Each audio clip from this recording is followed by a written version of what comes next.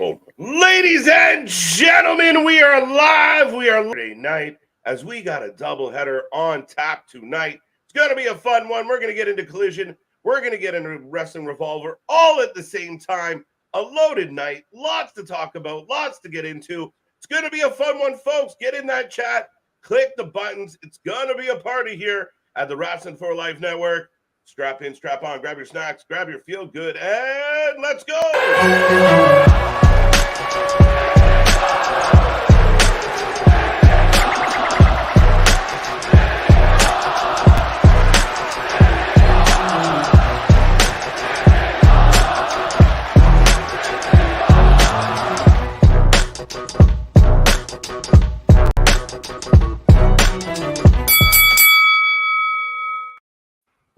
Ting. We are live and back at it again, folks. Like I said, we are the Wrestling for Life Network. This is another live stream. We are the channel that watches more live wrestling than anybody else out there. We're looking forward to tonight as we jump into a little bit of Wrestling Revolver, as well as AEW Collision. Lots to talk about in the wrestling world. Lots of buzz. And, you know, I know we're not covering it tonight, but the WWE is on fire, and it is ablaze. And we're going to talk about why I think wrestling fans are fickle bitches. But it's going to be a fun one as well. But so much to uncover with this one. I will remind you, I am Mr. Every Night KJ White, the Iron Man of YouTube. That is Big Nick. Ladies and gentlemen, boys and girls, children of all ages, the Wrestling for Life Network proudly brings to you its YouTube tag stream champions of the world, the Every Night Delight KJ White. I'm Big Nick, and now I need to know why people are fickle pickles out here, my guy.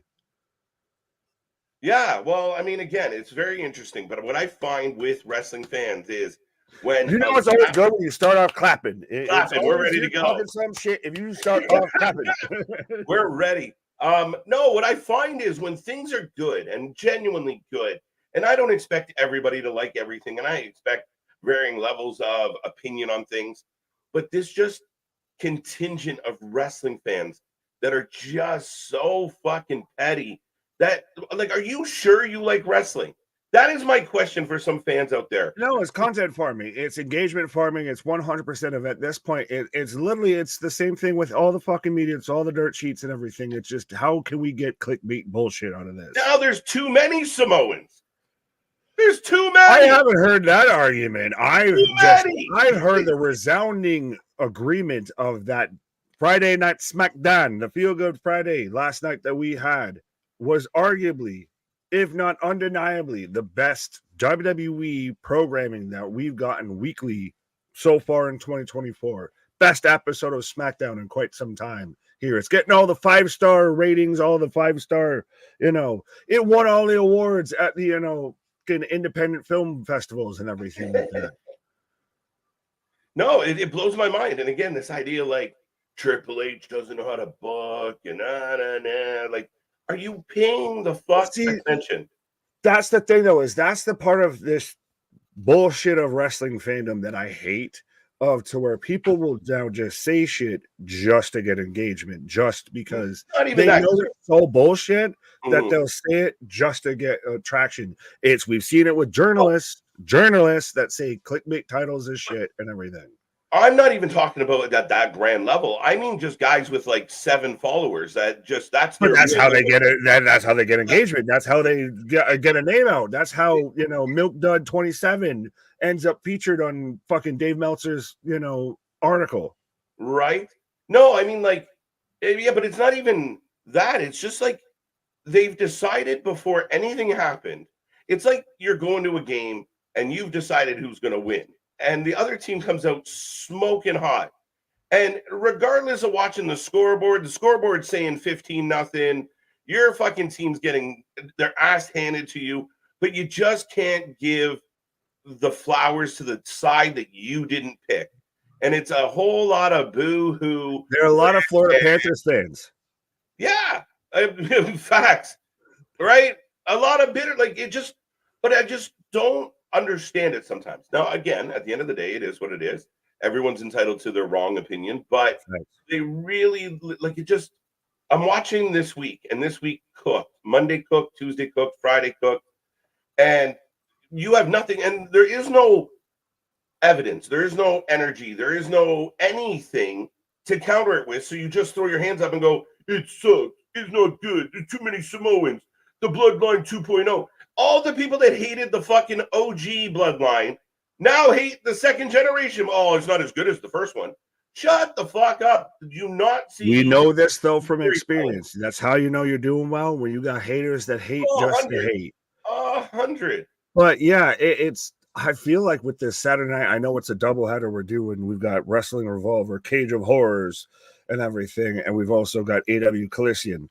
But is it weird that at this point, this feels like we can take a breath from wrestling at this point? Like, we've had huge debut, followed by huge moment, followed by huge moment. What is pro wrestling in 2024? And why is it insane? If you just sat back and enjoyed the wrestling, and I don't think we can take a breath. That's the funny part. That's why we're here tonight.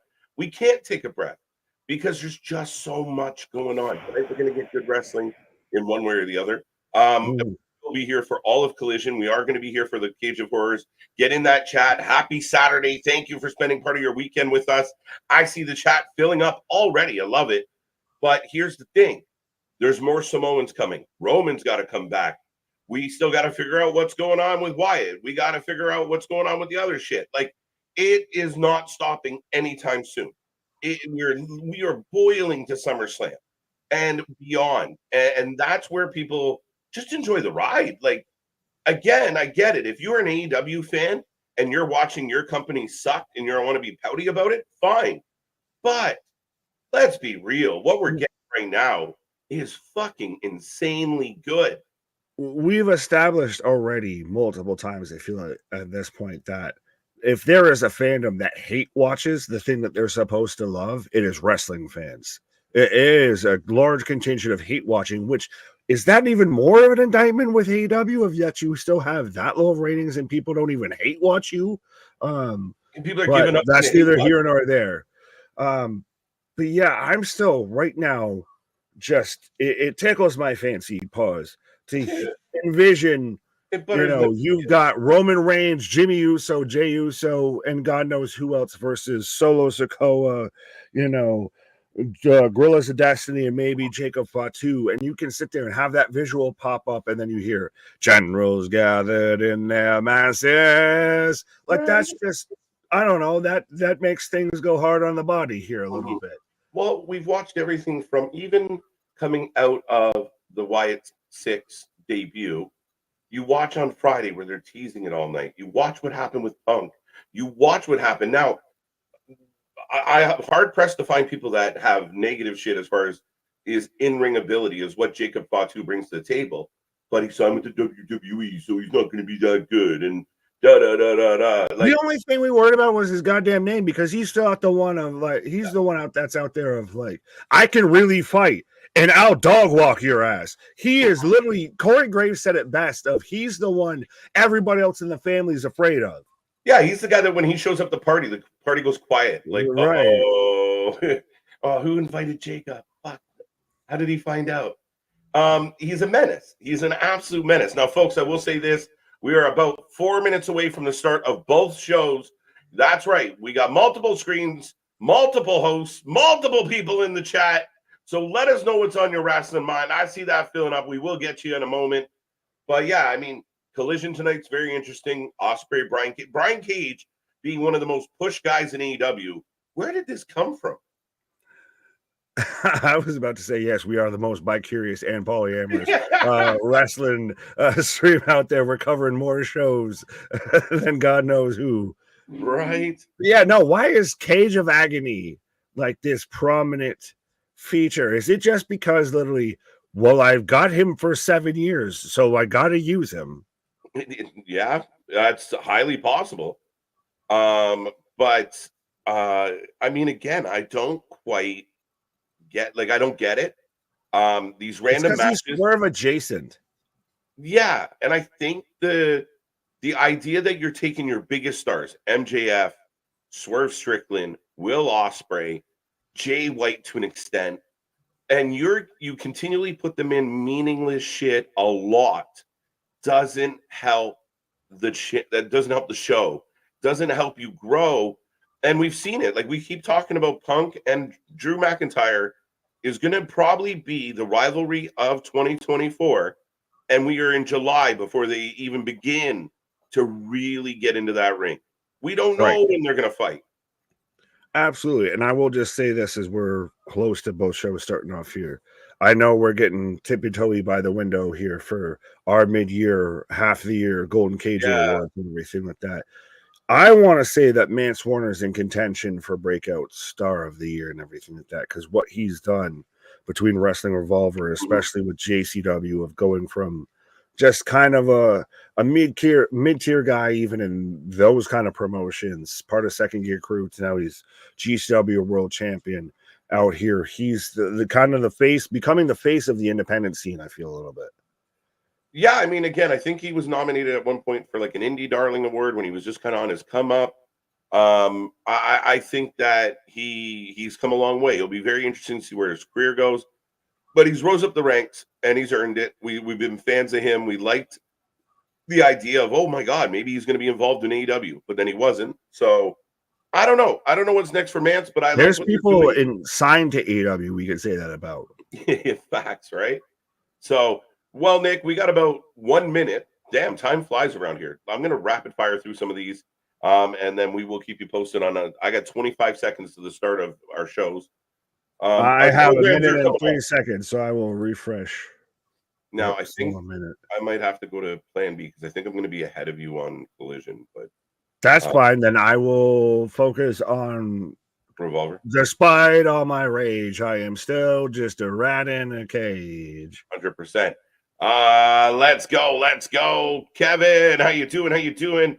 I'm sorry, but Cody versus Solo should be at the Money in the Bank, not worthy SummerSlam match. I don't think it's not worthy of a SummerSlam match, but I also think it will most likely be a Money in the Bank situation. I think it's going to be a 6-man tag at Money in the Bank, to be 100% honest with everybody. Do you think at this point we have Roman debut there, or we still string this out a little bit in SummerSlam? I think it leads into SummerSlam. Like, I think that Money in the Bank, it could be the time that we get Roman returning. I really do. Or just after it, as I got Samoa Joe kicking off Collision. Speaking of Samoans, but yes, I'll ask this as we're heading the starts off here. Do you have Jimmy and Jay pair up together first, or do you have Roman debut first? Which one of the two? All I ask for is the same respect in return, but you go out here. Sorry, my shit's kind of loud. No, you're good. Yeah, Wrestler Revolver coming in hot and heavy as I've got Speedball Mike Bailey. Setting up Alex Shelley and Mike Bailey, which should be a crazy match. For the Wrestler Revolver World title, as I've got Samoan Joseph coming out on my screen. And here comes Junior Taz, Hook. I'm all about the one trained mind here right now. Yeah, I think, and again, I don't think Solo's getting enough credit for what Solo's accomplished. Solo's been solid in lieu, being the young lion, the Simba to the Mufasa. He has done well. We talked about it last night. He's doing some of his best character work we've ever seen. Like, his ability to control the narrative, his ability to convey himself without sounding scripted, fake, and phony. We got to give some love to Solo. But I think you don't instantly get all the other side of this, because for all we know, Tala Tonga is a Roman faithful. We don't know yet. Yeah, Tala Tonga. I've seen people say that, Jacob switched sides here. But yeah, I know it's weird to say that this is the greatest character work, what have you, that Solo's done, when this is the most character work that he's done. Yeah. So it's still very early on in his career, etc. Here comes Crash. Like, this is just really goddamn good. I think so. And I mean, again, I understand if it's not everybody's cup of tea, but is it hard being for the people out there that can hear my voice, and I know some of you can, and you apply to this, is it hard being like the one or two people that are just pissing in the corner while a party's going on? Like, that's the thing I don't get. Like, everybody in the room's fucking jamming out, and you're the pouty guy in the corner.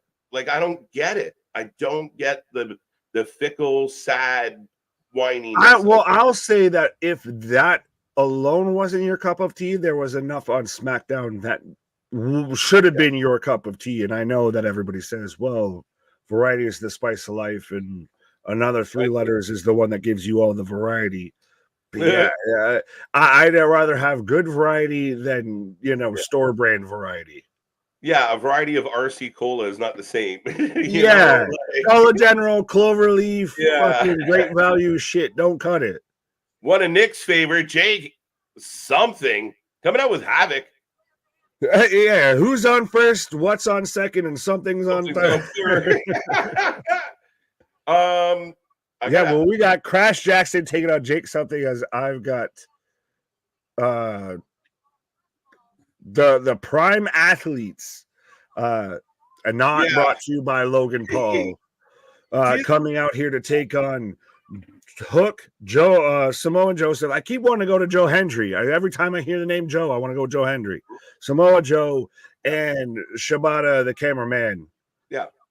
And this is my question. Let's be objective. Like, step back. I'm just a wrestling fan. I watched what I watched last night. Now, tonight, you were trying to get me excited and interested in Hook, Shibata, Samoa Joe, in one of the most holy fuck, how did we get this trio together, against the varsity athletes who mean nothing. I don't get it.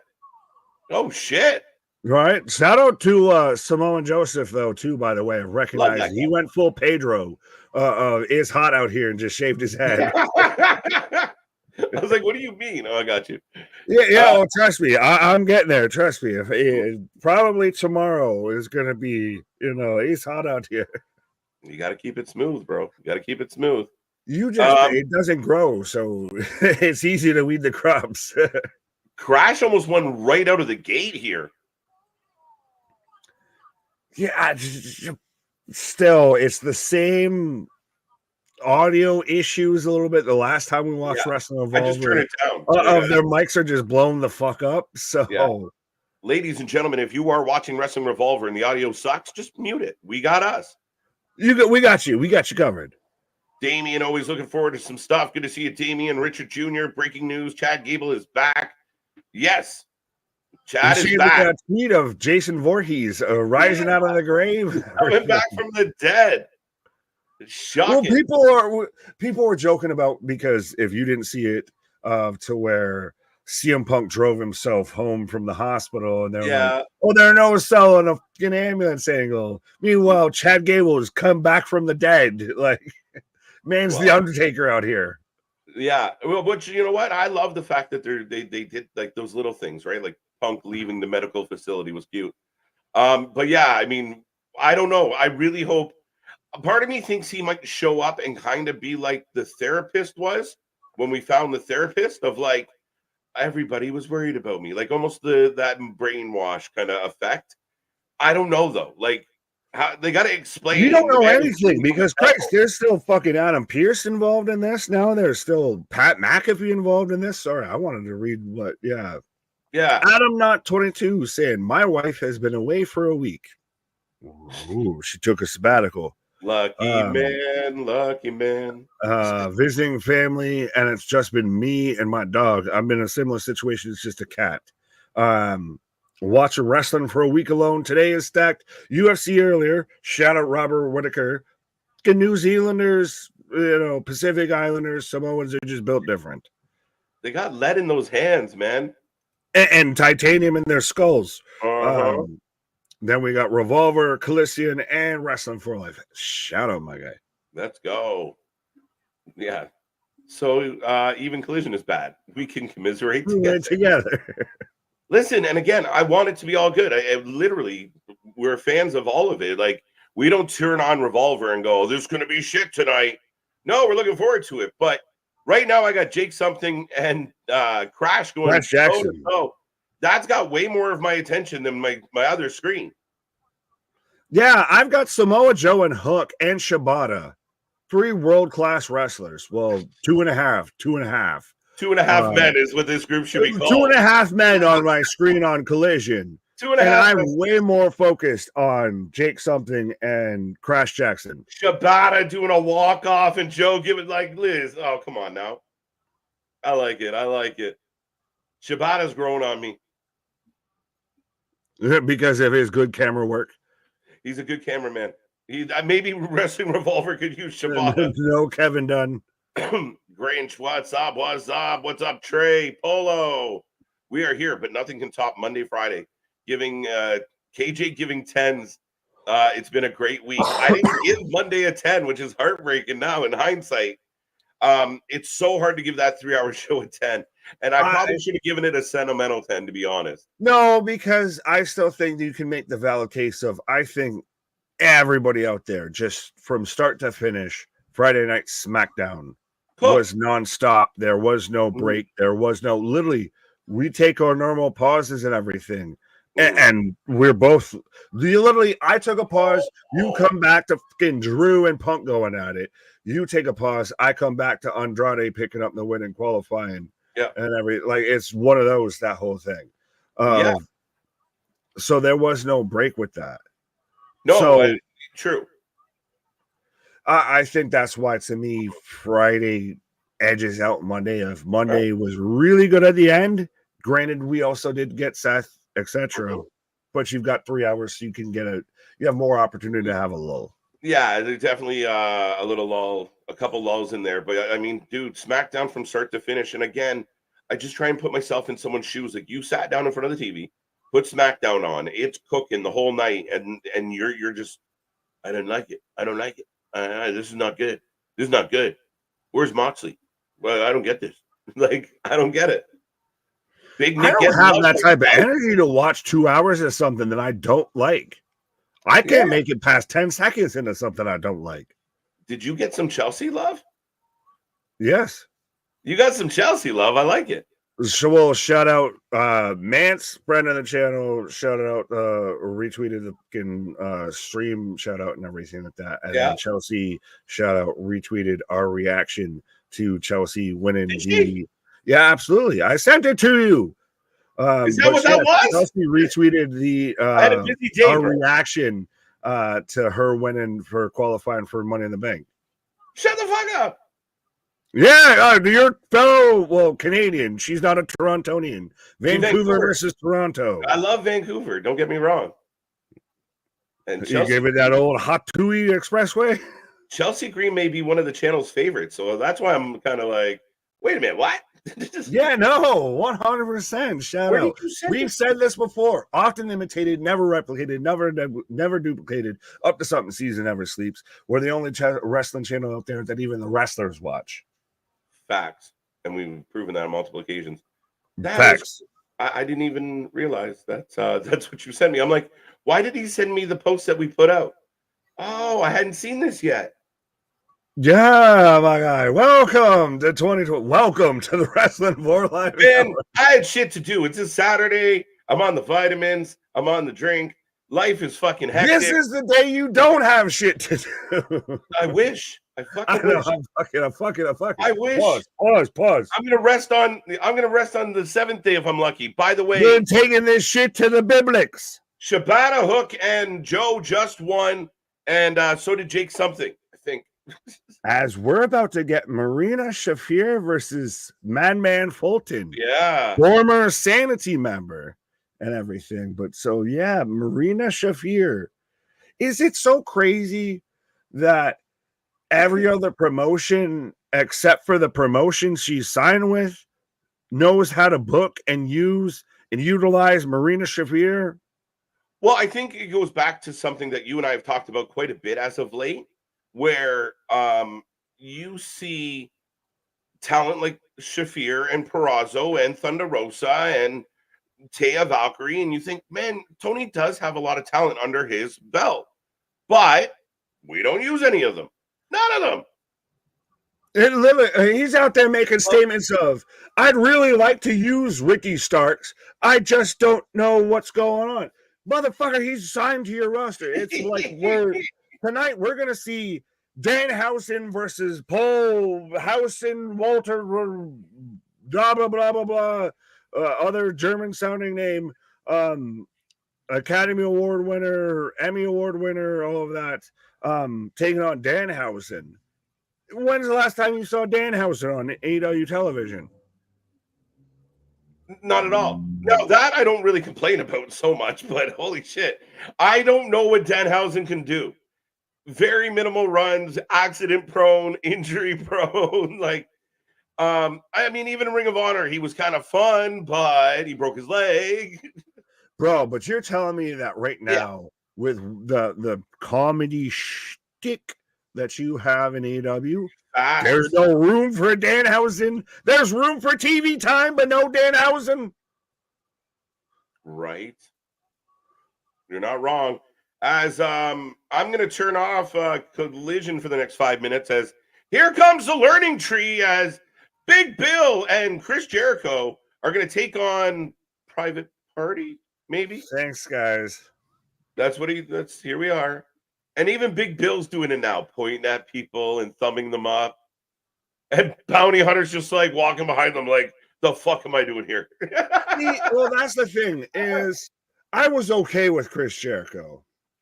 I You was kind of were. It was making me mad. Bill. With W. Morrissey, I was already a little bit salty because W. Morrissey, William Morrissey, was literally, he should be signed to WWE right now under that name, out there kicking ass and taking names. And then you do this to fucking Bounty Hunter Brian Keith, and it's one of those, oh, look what they did to my boy. Right. They've just, now you're just murdering people on peripheral. No one has escaped the Jericho vortex unscathed.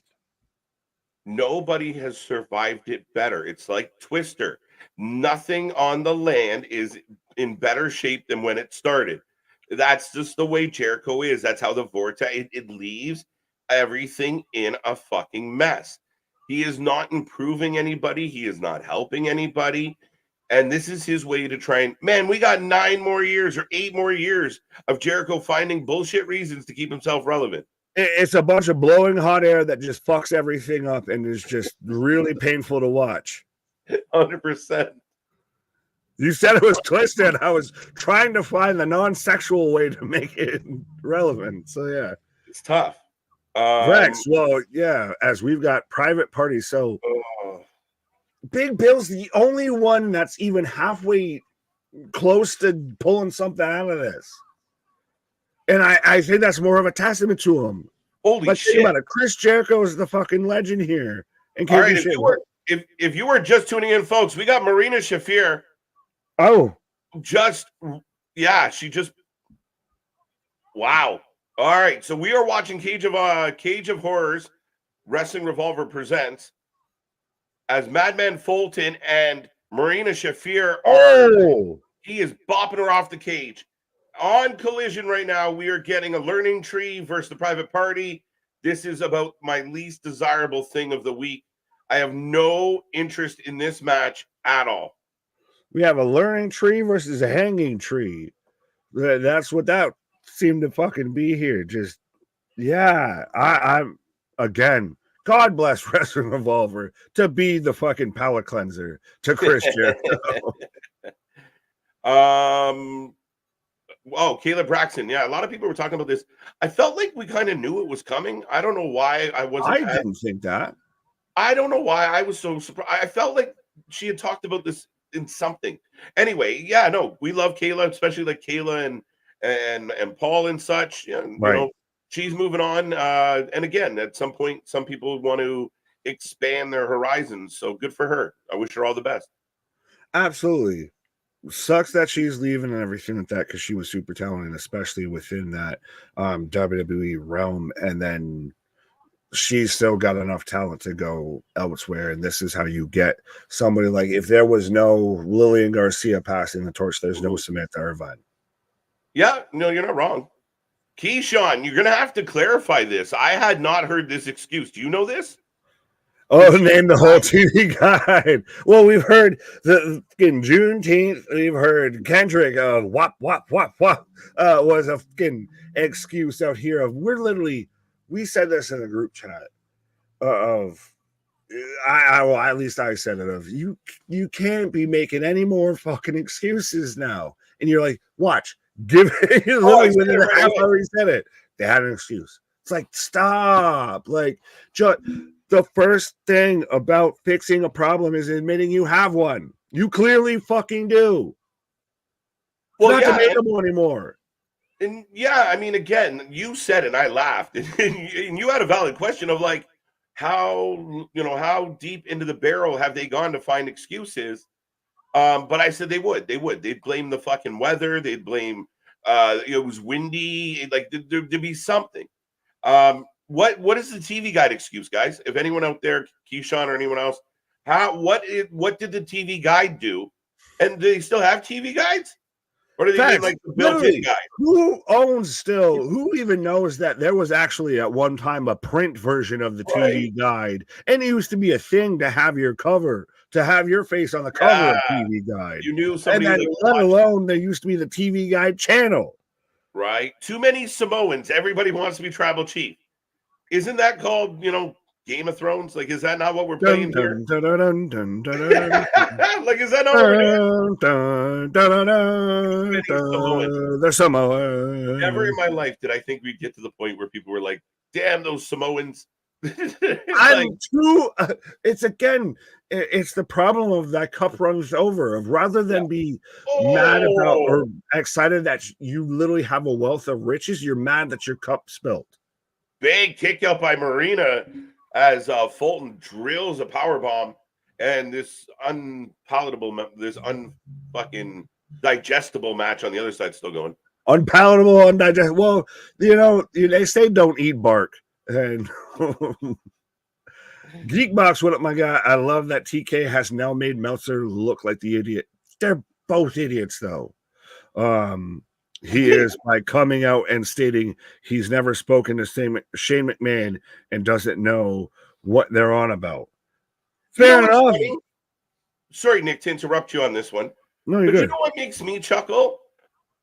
We seen this. Meltzer did this to Kenny recently. Ooh. Why not just let it play out? So you create buzz, you create rumor. Like, let it just hang.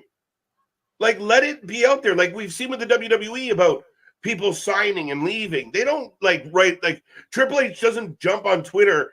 Oh, Chad Gable's not going anywhere. Like, no, they just let speculation be speculation because speculation leads to clicks. Speculation leads to interest. Because they'd rather be the first one to get it out there. I get no, but yeah, but like to me, you're hurting what your game plan is. You want people tuning into your show because something might happen. Like Kenny again, we understand that because we are of sound mind and body. Other words can be said about other people and everything. If they'd rather, this is the first story. I'm the first one to get this out there. Yeah, whether it be right or wrong. But I got it out there. No, but for me, like the being the first one to get something out there doesn't make sense because it's Tony Khan. You're not a reporter. You're not again, that's not your job to get things out there first. So I mean it's just confusing to me. Like you have Kenny going after Ospreay and Meltzer and shooting off, like making little comments, and Meltzer's got to run right out there. Oh, storyline. Shut the fuck up, bro. Shut the fuck up. You really expect Meltzer's going to shut the fuck up? Oh, what a bitch. What's up, KJ and Big Nick? Good to see you, Clay. Again, he said it. As we hit triple digits here tonight. I figured. I believe it. Coming, folks. I'm in picture, and Madman and Marina are putting on a great match. Absolutely. Big up kicks. Absolutely. Right now, she's got in a front face lock here. Nick, that will be something that goes on trial. We got to give it time because it'll be an unfair thing. But Bloodline versus New Bloodline will be a wrestling court trial for sure. Oh, absolutely. 100%. Well, yeah, we got to find the perfect time to do that. No way. Yo, Shafir chokes him out. Let's go. Wow. And that's the way, though, too, that you can do that as a valid thing of intergender. You have Marina Shafir, former UFC fighter, everything like that, and can actually literally, I get on top of you and I just put your arm way up here and choke this artery and you go night-night. Yeah. As Marina selling it, feeling the effects of the match with Madman, flipping him off, but big win for Shafir. Jericho propping up one of the parties on the top. Long story short, Roddy and Marina's sex life is kinky as shit. Jumping in. Would you choke me? I'd choke me. It looked like Homer on Homer instead of Homer on Bart. That's what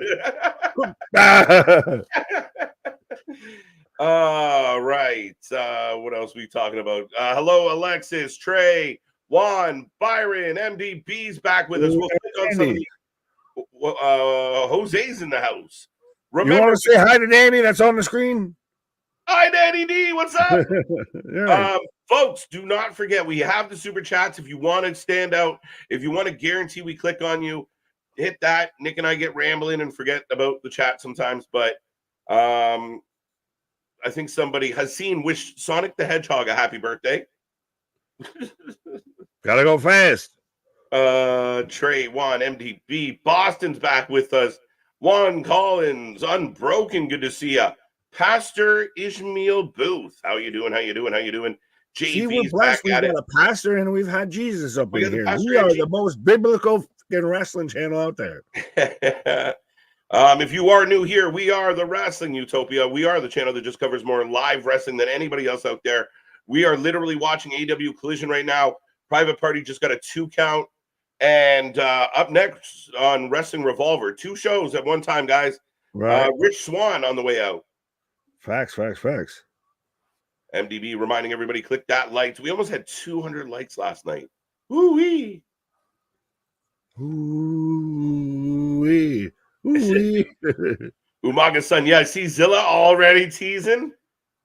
We'll see you soon. And I've seen already people of like, it's funny, the battle lines are starting to already get drawn. I've seen people that are like, well, he's going to end up with Roman because we've got to make this shit pan out numbers-wise here. Yeah. What I think was going to be a really big moment and a really big pop is Chris Jericho gets blocked on what a weird spot this is, dude. Wait, what? So bad. It's like watching your drunk, fat uncle try and do wrestling moves with the kids in the backyard. You'll see it. He is Chris Jericho. Well, I'm just watching him fucking haberdashery and halfway fucking tap dance his way through this. This is Hulk Hogan, Shawn Michaels. If this is Chris Jericho, is the Uncle Rico of pro wrestling, right? And the Private Party gonna win. Wait, what? No, they didn't. My bad. We're still going. I hoped it was over. Do you see this spot where they set up the jump off the back, but he gets blocked on the lion salt and literally has to crawl back into the right. Keep your knees up. It's fucking bullshit. No, I just got the swanton and then the 450 on the kick out to where you can literally see him shuffle his way back in there. This is so bad. Terry Funk was more agile and more nimble than Chris Jericho was at fucking twice his age. What in the thickness for the sickness is going on Wrestling Revolver out here? Girl. Who? That's the Hatui right now. The inevitable Ace Austin. Yeah, Hatui, all right. Ladies. That girl was a big Iron Sheik fan of Hatui. I like this comment from Adam. I know Dave lives in California, but most of the time he acts like he lives on Denial River. I'm good for a dad joke. I'm down. He's always out there on Denial. Geekbox saying, I have a topic for court, but not sure if you'll have someone who would argue for both sides as it's a hot topic that still goes on to this day. Can't do it. I read ahead. No, respectfully, and I'm going to just say this of he who shall not be named, I will not talk about that. I'm not going to debate that. My personal take on it, fuck that guy. Yeah, no, you can't play that game. It's the same reason why, hey, if you guys want to know, Geekbox, the trial of Vince McMahon was supposed to be the debut episode of Wrestling Court. We thought maybe not. Shit got real fast. Life come at you fast. You can't really put this man on trial. Right. What's up, Kevin? How you doing? Cage of Horrors with me trying to look for. Is Cage of Horrors with me trying to look for? Boston's into the sauce already. Doing Are You How? George or Jorge.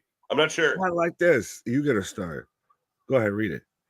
Yo, I just discovered y'all during Double or Nothing, and I love your takes on wrestling for real. I appreciate your stream. We appreciate you, and thank you so much for being a part of this.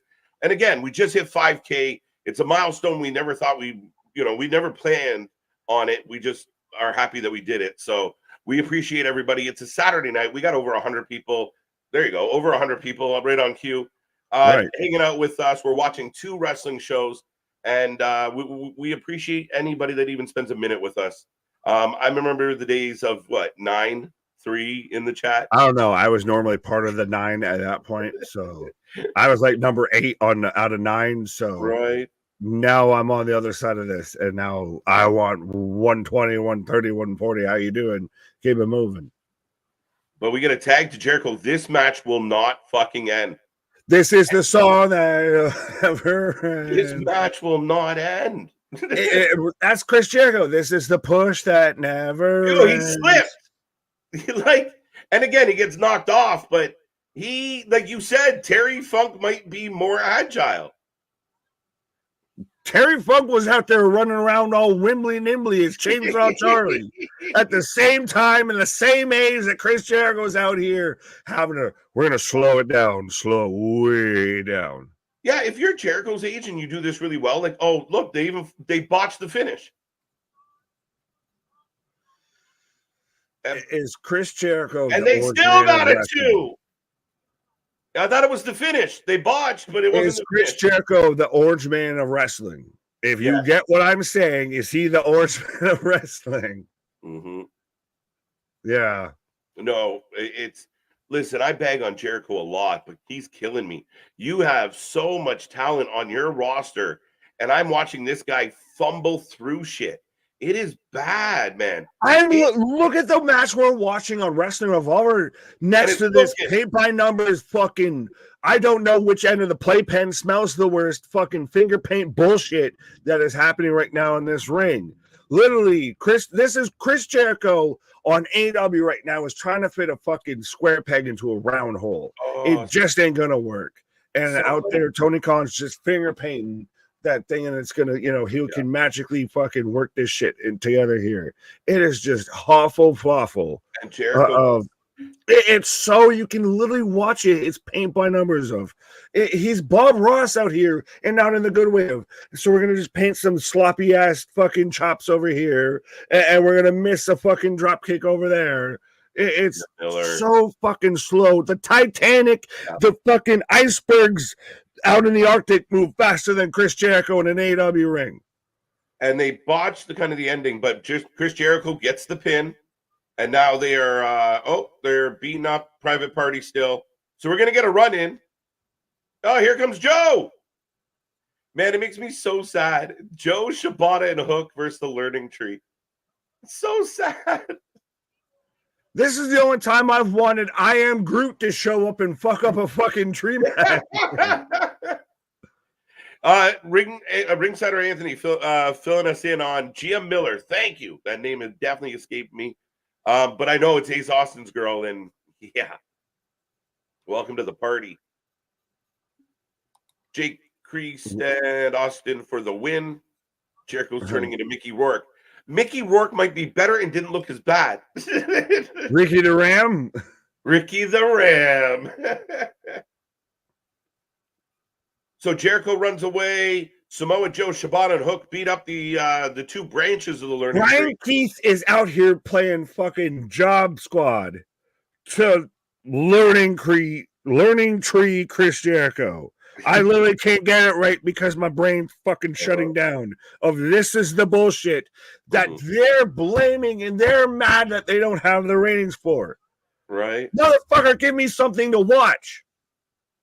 Don't be mad that I don't tune in because you put out some bullshit. Give me something to fucking watch. That match was so long, especially with the bleed over. But yeah, I'm literally like, just breathe, calm down. That's the issue they're having with this company right now, man. Is they're literally, and Keith has got his arm covered by the doctor. Tell me Brian Keith got injured and has to be pulled out of the storyline. Just save him. Save him somehow that way. That match. They're still on the TV, guys. It is like we are a good chunk into the show, and he has been on the TV the entire fucking time. You know who's big on TV time? Chris Jericho. And it's weird because you had that moment with Joe. Like we had Joe Hook and Shibata earlier. I mean, again, they're setting this up, and I don't love it. I really don't. The Crew for the win. Yeah, we're sucking at taking predictions, by the way. So, folks, just get them in. We'll see how it goes. If Tony Khan was Bob Ross, that's the AI picture we need. Bob Ross. Tony Khan is Bob Ross with a paint by numbers behind him. We're just going to snort some pretty lines over here. Jericho is also the Sleepy Joe of wrestling. Oh, my God. What else you got out there, folks? What else you got? I want to know what else is he like. Like, that's the topic of tonight. Jericho is ... He is tectonic because he moves at a tectonic pace. Holy shit. He is Michael Jordan on the Wizards. It's just not. No, don't you disrespect MJ like that. But he's like, I mean, it just doesn't work. Like, let it go. He's like Johnny Manziel on the fucking CFL. That's more what he's like. It's trash, so just end it. The Crew for the win. The Crew for the win. Yeah. Why does Joe want to face Jericho? Because his boss asked him to and he's getting paid to. Yeah. Can anyone, and I do mean anyone, tell me a storyline right now in AEW that isn't just the elite do things? Don't worry, I'll wait. I was drinking. Fair enough. I was going to say, and the clock's run out, and nobody has an answer. It's a valid question. Like, if you are watching this right now and you're a very big AEW fan, what is something that, like, what storyline are you really into right now? And again, I welcome it. We're not trying to malign it. I want to know. Go ahead. I still feel like I turned 3 pages. MJF returned, confronted Adam Cole, and then fought Rush. Someone fill me in. No, that's pretty much it. I mean, again, we just skipped hop, skipped, and jump. That's it. That's the cliff notes. That's 100%. That was 1 page when it should have been 3 chapters. Oh, 2 count. Sorry. Big blockbuster from the top. Alex Shelley yanking the ref out of the ring. Fair enough.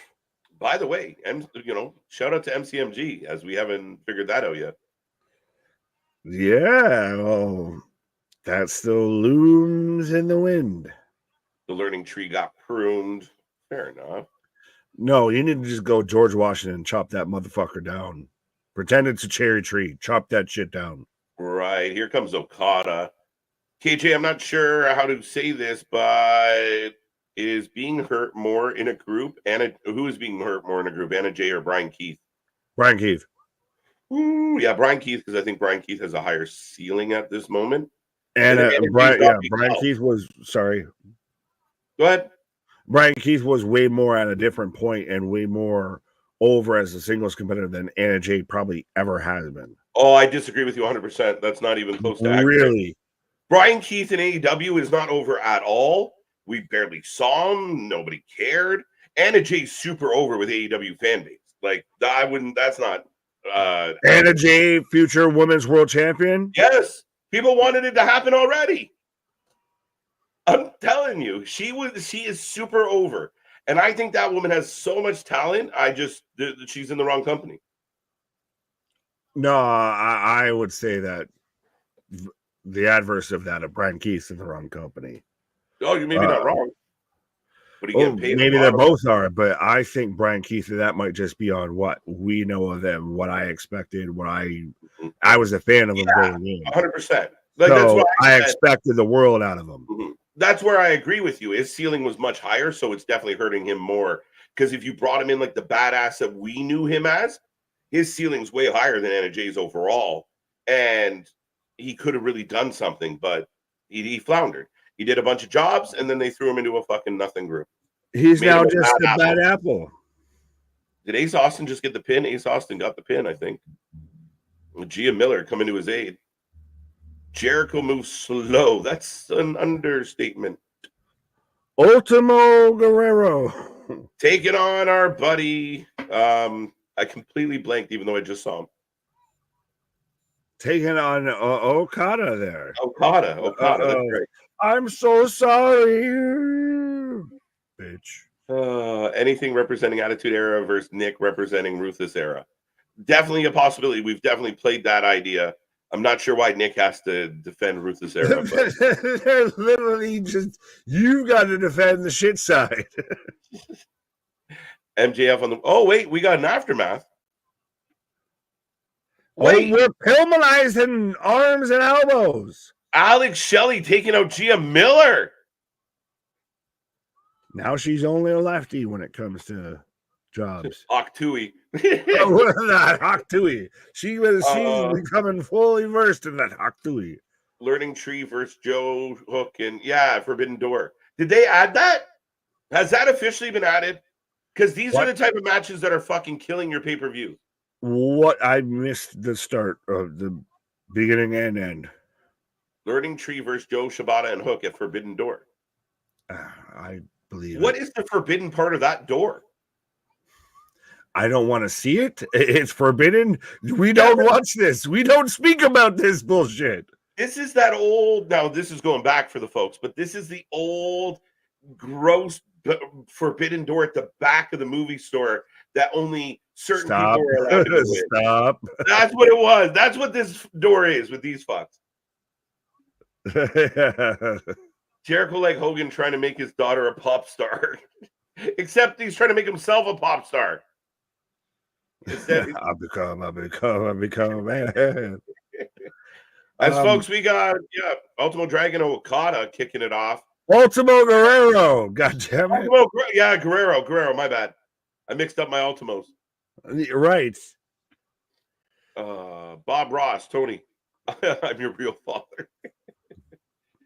I hope he doesn't find that out. Then he'll lose all his money. Chris Jericho is like the crunchy bit when you're eating soft food. MDP, that's just stupid and funny.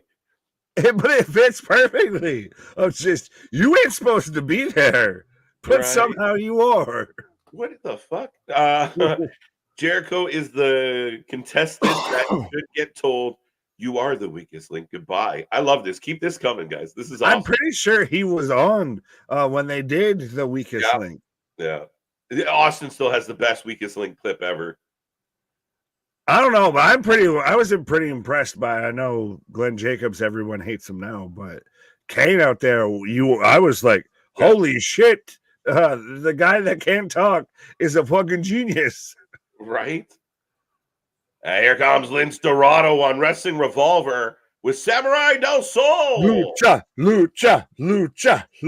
We've got Lince Dorado and Samurai del Sol. So we've got Lucha. Right. Jericho needs to go back to school. To prove to Khan that I'm not a fool. Listen, if Jericho... He just gets... I can't even say it would have been Ace Steel at this point now. He gets, Matt Jackson or somebody back there. Right. That is correct. It's just so bad. As a Browns fan, the CFL can keep Johnny Manziel. He wasn't even good enough for the CFL. Couldn't handle it. One less down. There's too much going on. The football's bigger. Yeah, no, couldn't do it. Osprey versus Swerve. What's up? Kyle's in the house. Kira, how you doing? I mean, who's being hurt more by the group? Yeah, I got that. Bendy. Go Browns. Who cheers for the fucking Browns? It's worse than other teams. I mean, you're just a masochist at this point. Yeah, right? Jericho is the best mumble rapper ever. Believe it or not, Anna Jay can get a rub from Soraya. I don't believe it. I mean, I don't want to touch on that. she's had enough home movies go out. Mm. But Anna Jay, yeah, how? Soraya's not over. So how does Anna Jay get a rub from Soraya when Anna Jay's more over than Bro, you're doing it. It's easier to say what is over in AEW than it is to try and say what isn't over in AEW right now. Anna Respectfully. Jay needs a group right now. Anna Jay should be at the right-hand side of Jungle Boy Jack Perry, and it would only add to his element of being a heel. You give him one of the hottest women in the company. You make him even more of a prick because he's got her, and then she can go into offshoots and have single matches. You send She's her. your female angle that you can have, that Yeah. you force to be women's champion and all the Yeah. title angles. Sorry, excuse me. Are you okay, Friar Tuck? I believe. I got caught up. The Elite was trying to choke me out. The Invisible Man was trying to choke me out there. But 100% that you have Anna Jay playing all, being involved as the Elite representative in all of these female feuds, 100%. Right. I forgot Soraya was in AEW. You just mentioned it. 3-0. As we're getting the next match on Wrestling Revolver coming up now. Okada, by the way, is still fighting Ultimo Guerrero and is in control. Jericho is he really the Ultimo Guerrero if he's not Eddie? Right? Jericho was like putting on fresh socks and stepping in a puddle. That is beautiful, man. I like it. It sounds like you've done that shit. It happens. What's so bad about Ruthless Aggression? I don't know. I didn't say anything bad was about it. I was just funny why I got stuck on him. Name me a moment that's big about Ruthless Aggression outside of John Cena slapping Kurt Angle. I mean, there had to be some. Had to be. Can you name one? And this isn't just you. This is the chat. But I all mean, of us. And I'm just trying to think in my head of like the time frame of what they would consider it, because I mean, at the beginning, especially the beginning of Ruthless Aggression, when you had Angle and SmackDown was cooking, I mean, it wasn't all bad. The best thing that you probably had out of all of that, outside of the slap, was Brock Lesnar. Just that's when he really took off, and he was, the undisputed champion. That's when he was what made Brock Lesnar today. Beyond that, yeah, I mean, you got Batista, but I don't know if you want to call it 2002 to 2008 is what they're saying. Okay. Randy Orton, like there is not a lot outside of the fact that the Ruthless Aggression era existed and who succeeded past that. I don't think there's many moments that people talk about in the Ruthless Aggression era. They talk about people who were there and then what they did afterwards. Yeah, I mean, fair enough. I mean, I think that kind of where we figured out. I mean, again, you might be right as far as moments. I mean, some of the stuff, adding some of the Money in the Bank, John Cena kind of coming into his own, with his word life. There, it wasn't all bad. Do you still count those as Ruthless Aggression? Yeah. Okay. So, like Edge cashing in at New Year's Revolution is Ruthless Aggression? Okay. Mm-hmm. I think so. Crazy Kurt Angle was probably one of the best things out of Ruthless Aggression outside of like who came out of like Cena. And you know what? Sorry, finish? No, that was literally it. I was going to just say, by the way, we do have Collision and Cage of Horrors going on, but they're both kind of middling at this point. Middling a little. You asked about moments, and I will admit I did cheat a little as far as I was just kind of reading through some stuff, and it just was reminded one of the big moments, maybe the biggest of the Ruthless, is kind of the whole You know, we lost Eddie. Ray becomes champion. That whole dynamic in 2005. Is that a bigger moment, or is it when Eddie won it with Redacted? When you had the picture of both of them, probably almost, I want to say, in the same era of as champions. Yeah, no, I was just and that might have been right on the edge of the Ruthless. I don't know. I mean, again, both huge moments. I was just more speaking to some of the, a moment that happened. There is a case. I just don't think it's a very strong case to be made. For what? Ruthless aggression, as far as like it's one of those. If you go through the history of WWE, at least that's what we're talking about. Of Ruthless Aggression era is probably it has its mark as in the history of WWE. I don't think it's the strongest era. I would say no, definitely not, or even anywhere close to like it's not even top 5. Yeah, I mean, again, I don't think it was arguably better than Attitude Era. There you go. I like it. To me, it was post Ruthless that really fucking tanked, and then kind of modern WWE in the late. Oh, the Tonight is the Night. Fuck. Geekbox, thank you so much for the super chat. I would love if TK taking bumps now. He turns to MJF to defend AEW. And then he slaps the taste of his Tony's mouth, flips on the Elite, and leaves saying he doesn't. I mean, anything's possible, my guy. I don't want TK doing any more in-ring stuff than what he's already sadly done.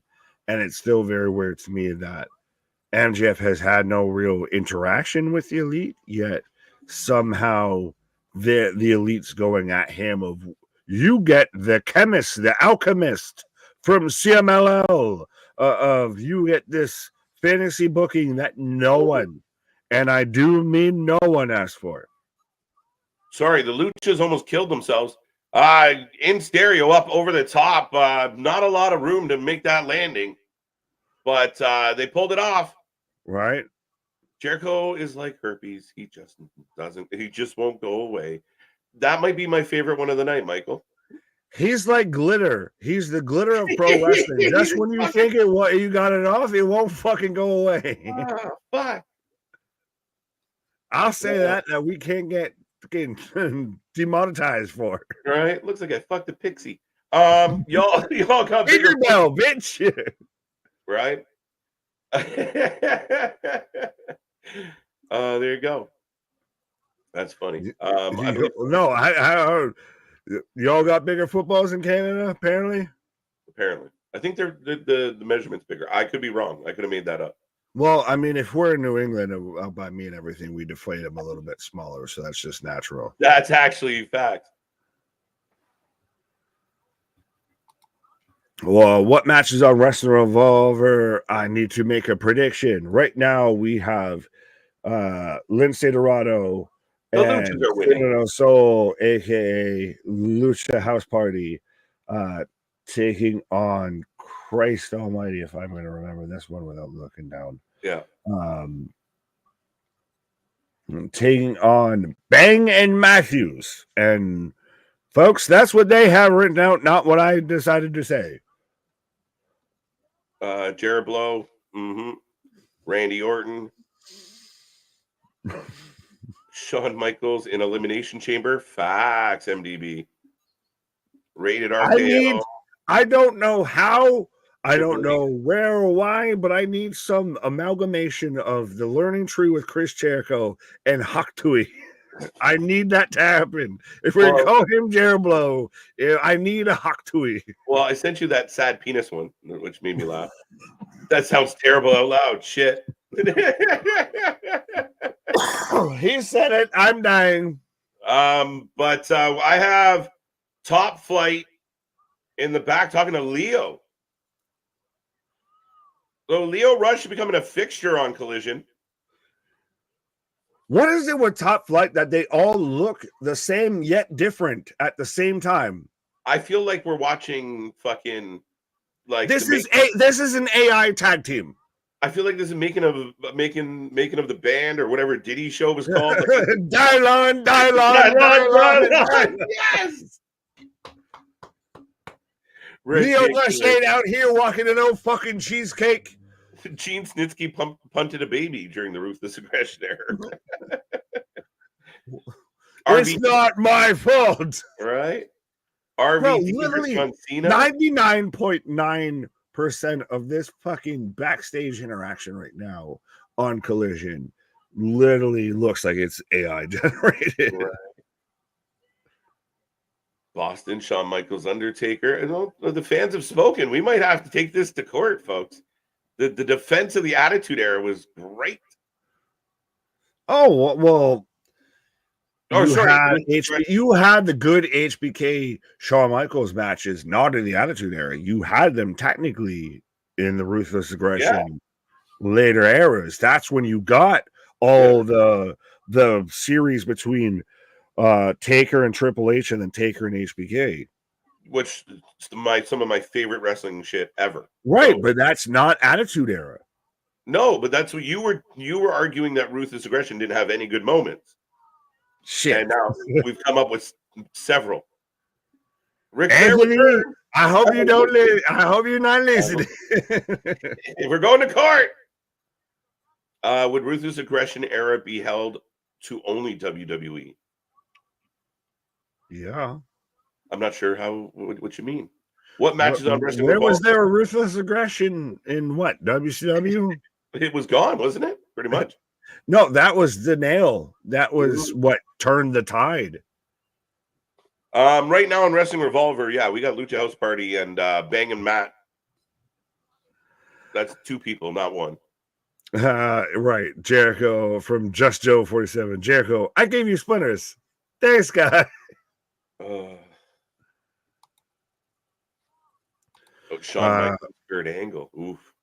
That's a good one. Again, I'm now regretting that we're now being reminded of what actually happened during the Ruthless Aggression era. Right. Oh my God. Up and over. That was new. Were you that loud because it was that cool, or because that the announcer was that loud? The female commentator just screeching. Oh! Catapult into a spear. We could keep going with the Ruthless Aggression era moments too.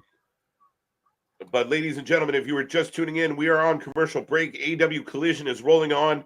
We are trying to pay attention to most of what we can see. Been a little bit, collision-y tonight. Not a whole lot. I mean, you let me know what you're liking about Collision. We are also watching Wrestling Revolver, Cage of Horrors. Nick, quick, for a fun side note, some differences. The CFL and the NFL, CFL has longer and wider fields.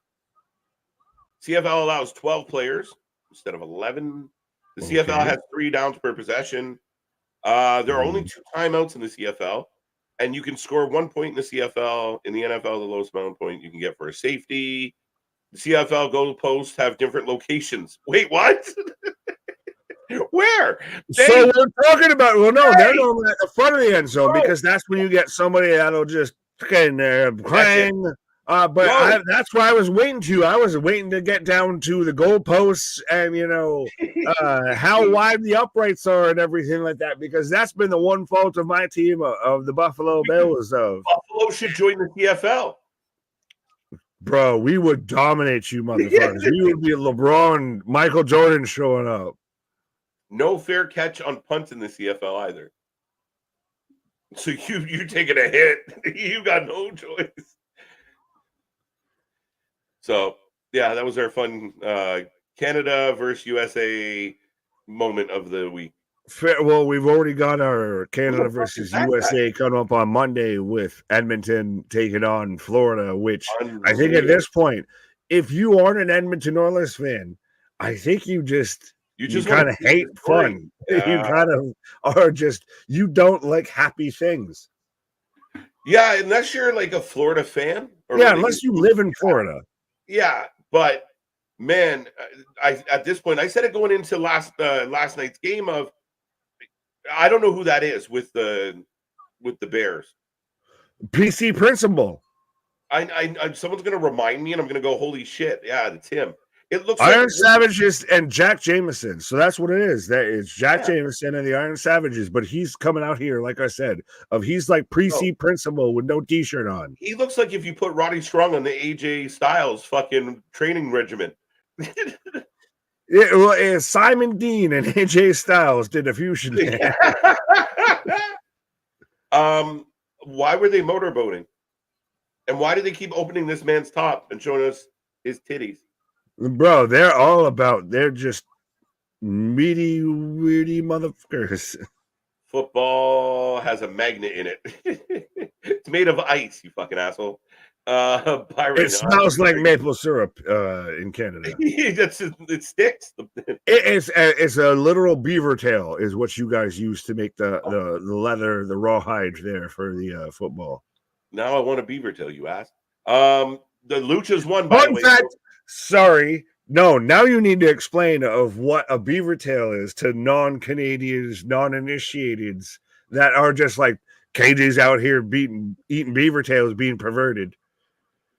Well, if you don't know, it's basically, I mean, I'm assuming most people out there have funnel cake. It's like a flat funnel cake, kind of the same texture and taste, but it's a big fried piece of dough, and you can have everything from like cinnamon to chocolate, like sprinkled on it. There's ones that are like Score Bar, and they just cover it in fucking all your favorite candies. And then a Score Bar. It's like a hard toffee covered in chocolate. You guys don't have Score Bars? That's upsetting. But you can get like Kit Kat and Snickers, and like different places have different versions, but they're one of the best things. I fucking love them. They're diabetes on a fucking on a plate, but it's lovely. Fair enough, but we're Alpha Sigma Sigma. Yeah. As we are getting Sigma here. We got the patriarch taking on the motorboaters. Hollywood Guy, thank you so much for the super chat. Remember, folks, that's your way to guarantee we click on your message, especially a night like tonight where we're kind of all over the place. Who do you think had the better representation introduction, Kane or The Undertaker, and which do you guys like? Best introduction, Kane had a better intro to the... Yes. Yeah, come on, dude. And I know you love the Big Red Machine, so... Oh, 100%. Well, I was one of the kids that I actually dressed up as Kane for like Halloween and everything. Yeah. So, I mean, Kane until he took the mask off and it was, hey, crushing the fucking clown up there. That's where I loved Kane. Yeah. When he's, if I do not win this match. We're having a beer pong game. Bro. We're going to argue. That'll be the next fucking Bacon Club. If we need to argue and set established drinking game rules. We actually should. That's funny as shit. But, yeah, when you had Kane out there, I will set myself on high. Like, I loved Kane. Who got me into pro wrestling, and I know everybody's out there it was the Macho Man, dig it, or it was Hulk Hogan. It was The Undertaker for me. Seeing a dead man come out, and even when he was out there with the giant purple gloves, and he was comical, fucking Scooby-Doo Undertaker and everything. That's what got me into pro wrestling. Yeah. Kane had the better introduction. Kane took what the Undertaker was to the nth degree until they rode that shit till the wheels fell off. Yeah, and I mean, if you look, Undertaker's debut, Survivor Series, it was great. They made him look like a badass, but it was very much like, and here he comes. Look at the size of that ham hock, right? Like where Kane was. Look at the size of the ham hock. This man thought he was going to be the gobbledygooker, right? But Kane, Hell in a Cell, the fire, the storyline with it, the fact that Paul was going to not be associated with Taker at that point, and this whole we burned down the fucking.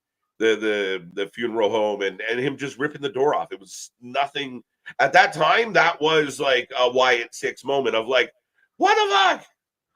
Would you say, and this is a deep cut comparable, no, Paul Heyman right now is on the like, how would you compare that to Paul Bearer with Kane's alive? Kane's alive. Well, again, I mean, it's funny that comparable because we got last night. By the way, we got Luchasaurus standing over one of the Iron Savages. Bro, And why is Brooke Jensen not out here in fucking Sigma Thigh? right. They are reaching tonight. Who is reaching, Pastor? Context is king. Hands, touching hands, reaching out, touching me, touching you. See the thing that came out today that Paul Heyman had, like, CM Punk was not to be touched under Roman Reigns' rule because he meant so much to Paul. I have not seen that brought up. I think the best thing with Paul Heyman from last night when he's telling CM Punk to run, he's like, take me with you. Just I don't know, it was spontaneous. Help me. Right? Help me. It's all but confirmed that The Rock is returning as a face to help Roman take down Solo. Wrong answer. Survey says no. The Rock is the true tribal chief. You need that tension. You need to play into the nepotism angle that has been talked about since WrestleMania. I think of the Rock. Everybody was talking about that around WrestleMania of The Rock's only in all of this because he's on the board now, because he's part of this, he's part of that. He has control here, he has control there, etc. He's got to be the Thanos of this situation. Mm-hmm. He literally was in the fucking tag match at WrestleMania saying, if you count, you're fired. That's it. I mean, again, and you have this team of mercenaries, this family of just monsters that have come together, and with The Rock as the guy pulling the strings, and if you play that nepotism card, they get unfair advantages. They get away with murder. And I think there's a lot there, and eventually the payoff is the next time they circle back and say Roman's going to fight The Rock, everyone's going to want to see it. There will be none of that Cody in the way. Does all of this with how all of these guys have shown up and shown out and everything, is that because of The Rock I allow these guys in, I signed them. It wasn't Hunter didn't sign them, none of that. It's I signed them. Yeah, 100%. I think that's how he would play it. And I mean, I was just reading Boston, not wrong. He will return face with Roman and then turn. Maybe. I don't know. Highly unlikely. I think what happens is Roman returns, the Usos return or reunite. I actually think the biggest pop of it all will be a moment where Sammy runs out to help the Bloodline. I think that's going to get a gigantic pop. I think once you get a lot of the pawns and the pieces in place, then The Rock will be revealed as, oh, you thought I was running shit? This guy's running shit. So that's, I'll ask you and I'll ask the chat as we're getting the Mercedes Moné, Stephanie Vacker video package on Collision, and we're getting Red taking control of Wrestling Revolver right now. We got Mac. What comes first to you in WWE of Roman returns, or we have to get the Jimmy and Jay reuniting? Like that to me is the card that has to follow. That's the domino piece that has to fall before we get Roman shows up, unless Roman shows up and causes that. But to me, one comes before the other. That's the Roman or the Jimmy and Jay reconnecting, that, coming back together as brothers. To me, that's a big piece that has to fall.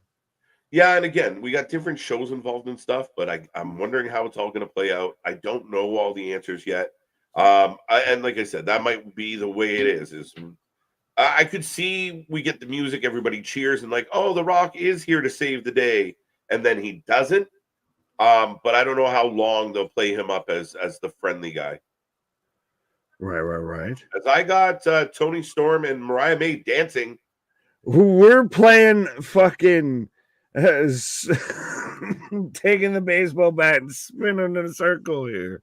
Oh, we're doing drinking games. We got Cologne, Macklin, and somebody said Sigma Sigma for the win, but they're just playing drinking games right now. I know we haven't talked much about Revolver. We are literally getting it turned into a match. So it's like it's a frat match. Yeah, it's frat house rules. I'm still waiting out here for Thigh Slam and Gemma, but I'll be right back, my guy. We call it an elephant ear. Yeah, valid. I've seen it called that elsewhere. Yeah, just fried dough. Somebody mentions donuts. It's not the same consistency as a donut. It's crispier. But here comes Lady Frost. And oh, wait a minute. Wow. I haven't seen her in so long. What is her? Legit Layla Hirsch. There you go. It took me a second. I got there. So Layla Hirsch and Lady Frost are going to take on Toni Storm and Mariah May. Oh, we were talking about The Rock being injured as well. Yeah, I've seen reports going around again. Probably a bruise. We'll be fine. Again, maybe they have to augment something, but again, the only catch is if The Rock is as prissy as some people report, he might not want to wrestle with a bruise. 47th pinch. The Blue Jays set a record yesterday of first time since like 2014. They had 70 pitches in one inning. So go Jays. Hawk Tui on that, BJ. Can someone please explain what Luchasaurus is in kayfabe exactly? Is he a dinosaur? Is he a man who thinks he's a dinosaur? Is he just a guy who likes dinosaurs? I don't understand. Adam, that's a fucking awesome question. The way he's been presented to me is he's 1,000 years old and he's 100% a dino man. I don't know what that means, but yeah, I think he's part man, part dinosaur, and he's been roaming the earth for hundreds of years, I guess. By the way, we still have the frat party match going. Oh, the ref stopping the action. What's next? Wait, what's this? All right, we'll find out in a second, folks. Are you guys doing Crockett Cup this year? I don't believe so, Ronnie. I'll check out the card and we'll follow up with you. I was one of the biggest advocates of the Crockett Cup. Big fan. Told a lot of people you might not watch a lot of NWA, but never miss their pay-per-views. They deliver. They're good. The Crockett Cup's a classic. But over time, it's dropped off. We haven't covered NWA in quite a while. We'd rather cover House of Glory, Revolver, GCW, and a bunch of others. NWA's product's gone way, way, way downhill.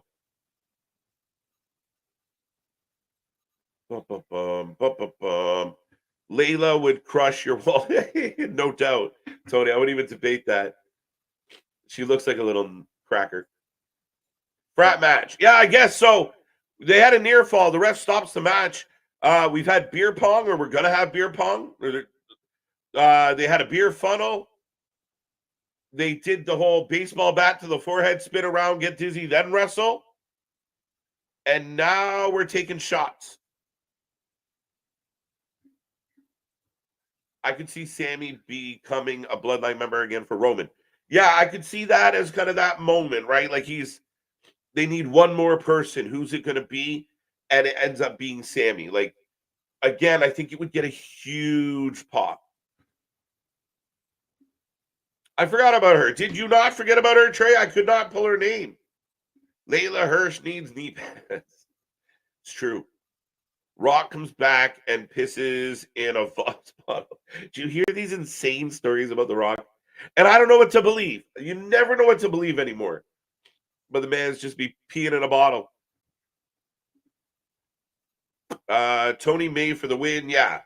I imagine Tony and May will get the win, being that we never see Lady Frost or Layla Hirsch for that matter.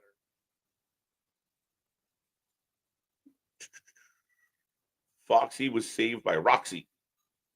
It's important. Amen to that. Let's go. Tony May for the win. I'm still trying to follow this frat matches. Right now, Macklin and Cologne are in control. They're taking a chair. So the match has gone from fun to violent very quick. Chair shot! All the missing AEW are coming back to AEW. Awesome. AEW is on fire. Okay. Like you, Robert. I love it. Because Lady Frost and Layla Hirsch are here. Help me. Well, I mean, MJF did return. I would argue that's not going very well yet. I think they fucked up MJF's return, to be honest, Robert. Curious what you think about MJF returning. But yeah, who's coming back? Who came back? Who are you excited about right now, Robert? Let me know. I didn't know Layla Hirsch was still wrestling after she had that injury. I know she was out for a while, Trey, but yeah, it's been a hot minute since I've seen her. Next up is Ariel Sky versus Ice Cold. Who you got? Oh, wait. What is happening? This match is lingering a little bit. It was fun at first. Now it's just kind of like, as Cologne and Macklin have just taken over and laying waste to Alpha Sigma Sigma. But we are in picture from Collision. I will remind everybody out there, we do this for all your favorite wrestling. We are back Monday night for Raw. Will we get more Wyatt 6? What will happen? Will Drew be there? What will be said about the Punk situation? What other twists and turns? What does Triple H have up his sleeve as we head towards SummerSlam? And we're here all week long. This Wednesday, the go-home show for Forbidden Door, and then we're working all week long right to Forbidden Door. So do not miss out. Do not miss a thing. Make sure you get in that chat, hit like and subscribe. Be a part of the family. And if you just tuned in, we are currently watching 2 shows. We got Wrestling Revolver on one screen, and we have Collision on the other. I have Tony Storm in control of Layla Hirsch. Not quite sure. I think neither woman really knew what the next move was. And on the other side, I have Alpha Sigma Sigma in a frat match against Alex Cologne and Steve Macklin. And it's been interesting.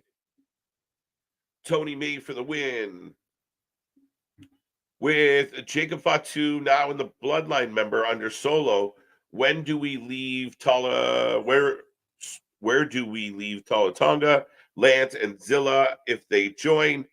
I think they've done is we got golf balls all over the ring. Golf balls, I believe. They could be no, I think they're golf balls. We get a power bomb on some balls. Golf balls, that is. I think they continue to trickle it, JV. I think they take their time with it. They're wise with it. They don't rush it. And again, we don't know, like, could Tala Tonga be with Roman? Could Zilla be involved? We don't know. Does Zilla get held off for the future? A lot of question marks. Really don't know how big this is going to get. I saw someone today. This is like, remember when the NWO had 2 members? There's 4. 4. Fuck. Layla Hirsch is a tiny lady. She is built like a brick shithouse, but what is she, 5'2", 180? Like, she is jacked. AEW is on fire, but not in a good, yeah. They're not so much like cooking fire. They're more like dumpster fire, if you would. Tony and Mariah for the win, for the W. Still going. This is where I feel like a match like this goes too long. Nice tandem suplex in stereo as Mariah and Tony mirror each other. And, Tony letting Mariah get the pin. All right, there you go. The champ and her protege with the W. Shocking. Luchasaurus is definitely not a flat earther. Every time a person comes back to AEW, ratings get lower. It's happened a lot. As what is happening here?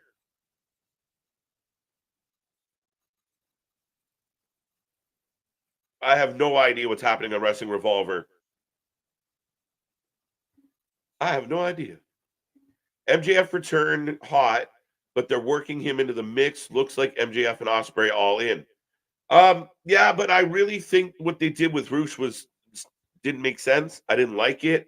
You shoehorned it in and then you didn't play it out.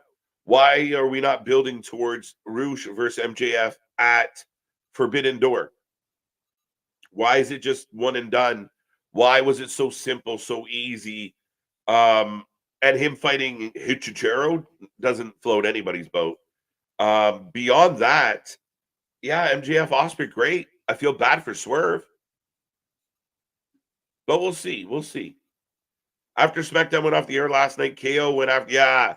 So they had to, if you guys didn't see it, as the Bloodline was leaving, KO being KO, even though the cameras have gone off, selling right to the end for the live crowd and literally dragging himself down the aisleway to catch them. Corey Graves and a ref had to kind of not, pull him back. But yeah, KO's not done. So I think we're probably going to get a 6-man at Money in the Bank. MJF returned a hot, but they're working on the mix. I got that one.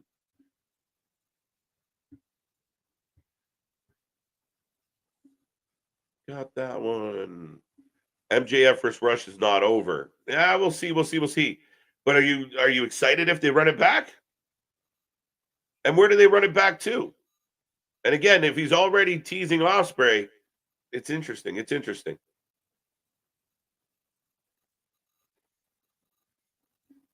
Baby, focus. I like it.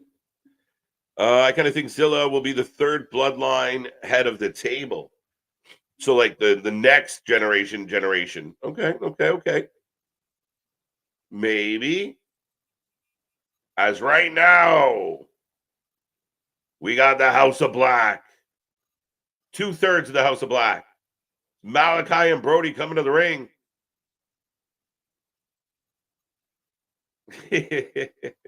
That's funny. A WoW or AEW? Tough decision. Oof.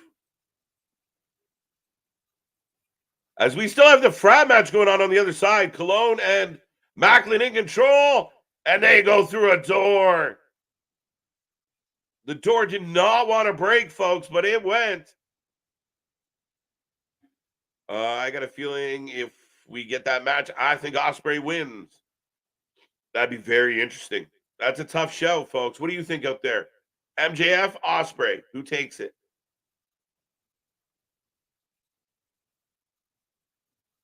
Yeah, that's what I mean. I'm with you on that, Adam. As far as the overall, Zilla had less than 30 matches, so give him time. Could be a later date thing.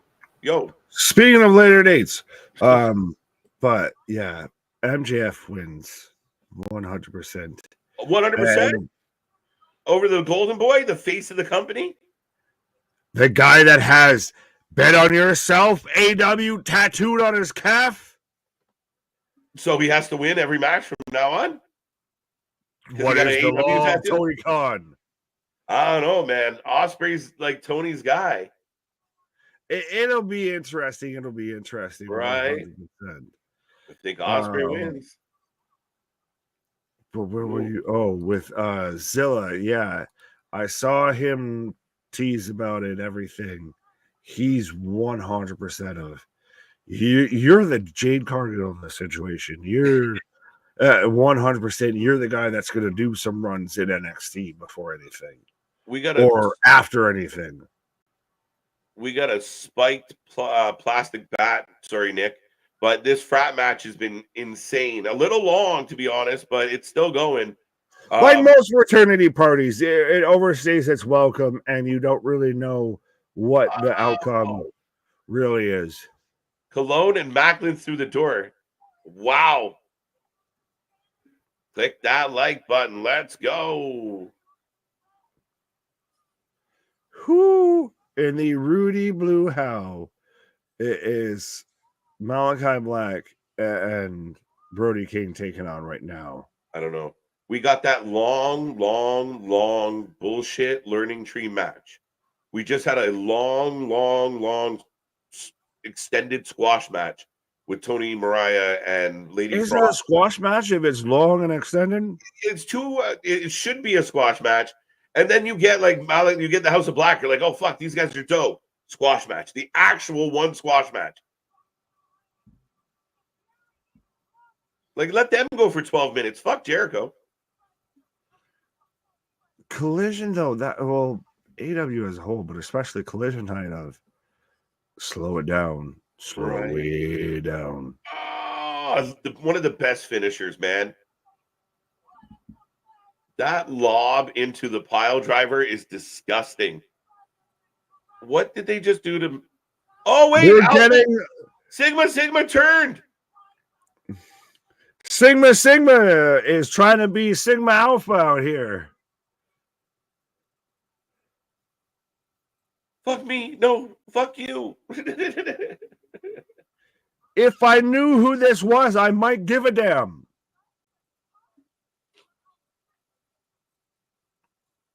Why? Bro, he's like discount. Fucking William Regal's fucking kid here. Dempsey? Yeah. This kid needs a sandwich. Oh. Okay. Well, that'll work out because he probably got paid a hot dog and a handshake for this fucking As Cologne and Macklin, I thought Macklin was Buff Bagwell for a second. He's out there with the cowboy hat. Literally always missing it. Oh! Decimated. The big angle of this match is that part of Sigma turned Sigma Alpha with this. And I think this whole match, everything's been more beta. It got, you know what? I didn't mind the match, but I think I did. I fucking really minded the match. He was pretty trash. I thought a lot of the bullshit in the beginning, and like the match felt like it went forever. There you go. So one of the Sigmas are now part of the Team Red. Killer Kelly out here looking like she's like the goth soccer mom of like, she's the one that shows up that might be blaring like Rob Zombie and everything like that, right? But she's still showing up to like her kids' soccer practice and shit. She's out here just side hugging everybody. Ass like that. Oh, maybe you think Jeff Jarrett wins it? Oh, as a cadaver. Jeff Jarrett is not winning, guys. Jeff Jarrett is in the tournament to do a job to whoever TBA is. No, he wins the first round. No, he's losing to TBA. Who's to say who TBA is? TBA could be even more of a fucking bigger jobber than Jeff Jarrett. It's Jay Lethal. You're like, fuck. That name sing. A lot of people think it's Hangman Page. Oh. A lot of people say it. No, don't soil that shit of him showing up and then you've got 3 weeks of it. He should show up and it should be an immediate impact. Not I show up and then it gets dragged on and carried out. We thought, what was it, during Anarchy in the Arena? That's where Hangman shows up. You, if anything, you do it during Blood and Guts. Well, I think the thought process might be, we'll stick him. You already went too far. Thinking and thought process. Already too far where they're booking. Yeah. Well, I mean, let's say they had a few and they will stick Hangman in the tournament. He'll win the tournament. I think whoever TBA is going to win the tournament.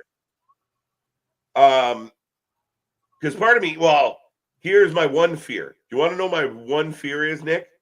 Mm-hmm. That TBA is Jericho and he wins the fucking tournament. No one was thinking that until you spoke that. I said it the other night. Shit right back in that box. No one was thinking that. No one's talking about that. Everyone ignore what KJ just said. Put Pandora back in her fucking box. Could you imagine Jericho wins the Owen Hart? I don't want to imagine. No one wants to be sick. No one wants to be terminally ill or anything. No one wants Yeah. to be sitting there playing on the porcelain god, and that's what we'll Right. get if Chris Jericho wins this. But yeah, so yeah, I think if you bring Hangman back, you have to put him in the elite storyline. Like he has to be involved with the elite. So putting him in the Owen doesn't quite make sense for me at all. Like he was suspended from the elite by his friends. He doesn't want to come talk about it, or you're just, oh, I accept it. And me and my butterfly pants are gonna win the Owen. But Like, you should make a deal that he's unsuspended or that he's yeah. crossing Why- the line, what have you, instead of he shows up 1 week and then he's there for like 2 more weeks. Oh, by the way, did you know Hechicero was part of the Gates of Agony or the Cages of Agony or whatever the fuck, the Mogul Agony? What is he, the spike Agony?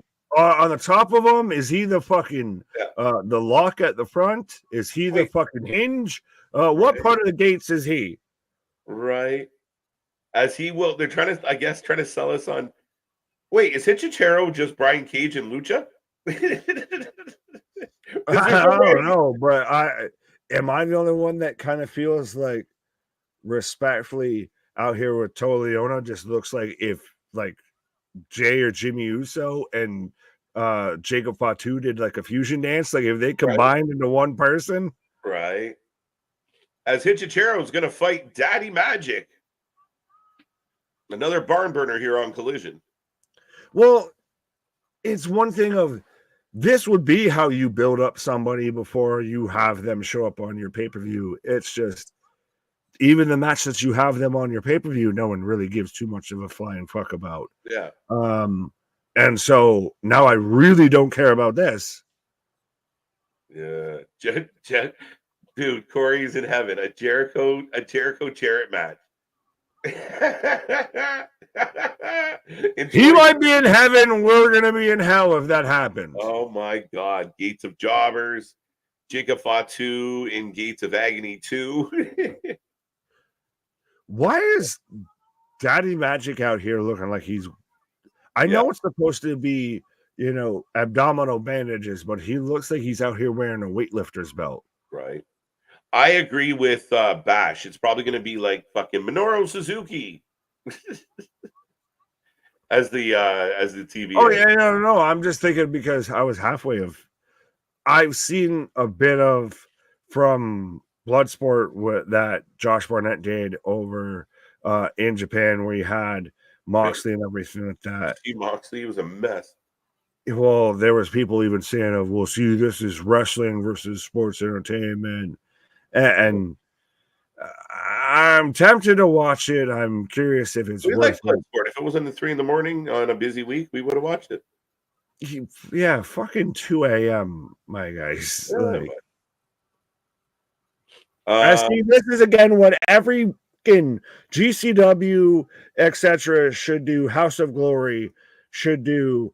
A Wrestling Revolver right now is showing a replay of a match as they're in a mission. Why they're having an mission, I don't know. Well, because they had, the shards of glass, they had the blood, guts, and gore, so you got to recalibrate. Right. Oh wait, what is? Oh, it's the ref. This dude in dad jeans looks like Matt Jackson, and Matt Hardy had a baby. He looks like he's about to have that baby too. Right. Botch.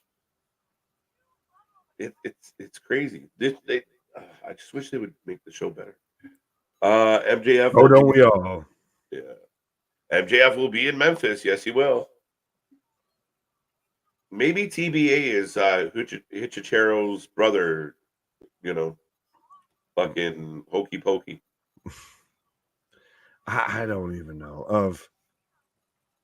So you're telling me that 200,000 of your viewership at minimum is based on the Big Bang Theory being your lead-in? That's what you got to carry over? It's just some of this just the rhecium and the hopium and the copium is in a surplus out there. Well, when it gets bad and the excuse is also not good. So it's like, well, this happened because of this. But the excuse you're giving is it also reflects poorly on you, but you feel like it's the lesser of two evils. So do you want to admit the fact that your ratings are down and dip, or do you want to admit the fact that you're leaning on or you're crutching on an artificial number because of a lean-in of a fucking an old show that's been rerun to fucking death? You just need to admit that there's an issue, and it's not, oh my God, I want this company to end. Oh, they're so terrible. It's no, this should be your rock bottom of this should be to where Tony Khan's out there. I know somewhere deep down in my heart, I still love you. And everything. That's where this should be. This should be an intervention of just, my guy, there is no more excuses. There is no more avenues to fucking tap out here. You've ran through every fucking shit you can use. It's now time to admit that there is a problem. Henchachero gets the win over Mac Daddy, and we're getting a Jeff Jarrett package. Keyshawn going to give Collision 10 tonight. I think Keyshawn just might be booking Collision tonight. And you know what, Nick? Oh my God, they're doing what you said. They're tying it back. They're tying it back to his relationship to Owen. Have you got the footage? And that's why I thought at least the very minimum of how when people were mad about him being involved with it and everything, I was like, my guy, he's the only one on the roster that actually has a legitimate connection to Owen. He was a tag team partner. But Tony Khan loves giving you like these big emotional packages and then jobbing the guy out. Let's be real. We've seen these packages before. We're like, that was really good. This is awesome.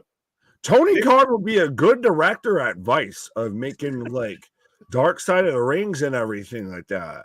This is awesome. Just terrible. He's good at video packages.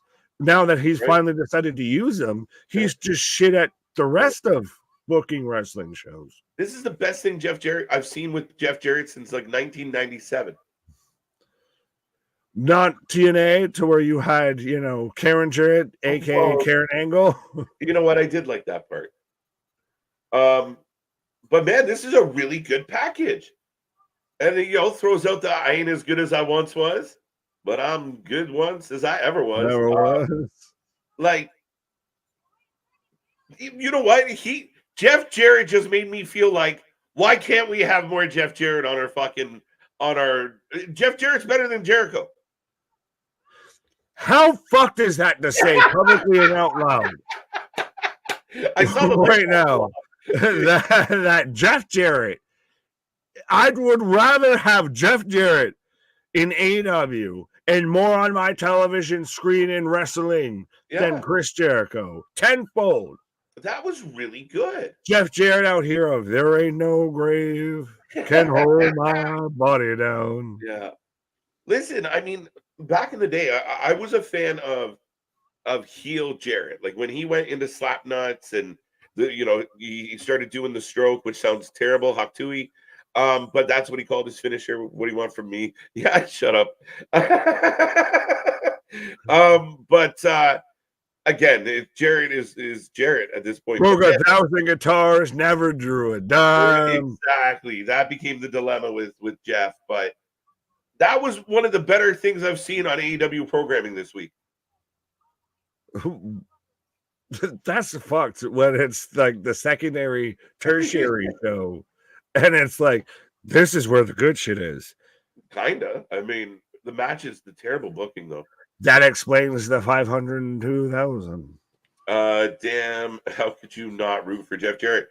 Now, if he comes out and loses first round, would that be like, why give us this big emotional package? Because he won't. Like I said, he won't. That's interesting. You're right. You're going to have him go on a mini run because of all of this. Is he's the only fucker that's actually there that has any tie, any connection, actually ever spoke to Owen Hart. Yeah, I just don't trust Tony. I don't. Look, we'll do that. Well, that's with anything. I wouldn't trust this man to give me a quarter for a fucking vending machine. That I might just hope he only has hundreds on him.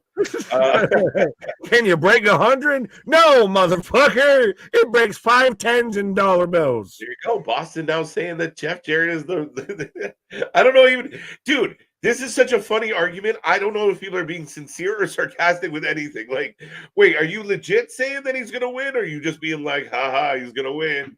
That was really well done. I'll take it.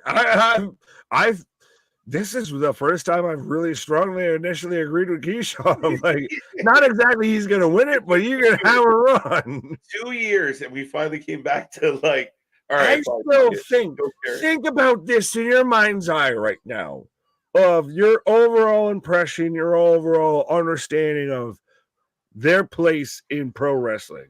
And right now in 2024, I'd rather see Jeff Jarrett go on a run in AEW than I would rather see Chris Jericho on my television screen. That sounds like heresy. If you were to call him a fucking 8 years ago, that's heresy. Yeah, so funny. Like, just wait a minute. I would much rather get more, and like that serious Jarrett, right? Like that serious Jarrett, not the one fucking around with Jay Lethal and Satnam, but that was a compelling story of like, I want to honor my friend. When he showed up in GCW and was kind of like that was cool for a hot absolutely around Cardona and everything, and it was that literally that there ain't no grave can hold my body down. And he, the under Jarrett, right? Something like that works really well of acknowledging that he's a veteran in the sport. He's tied into the history of it. He's talented and underrated. Go with that where you will beyond that. Yeah. But 100% of having him be there and being that serious aspect instead of the clownish, if he loses in the first Vince round, Russo, Jeff Jarrett. If he loses in the first round, I'm gonna have a laugh out loud, just so y'all know. If he loses in the first round, I'll pop.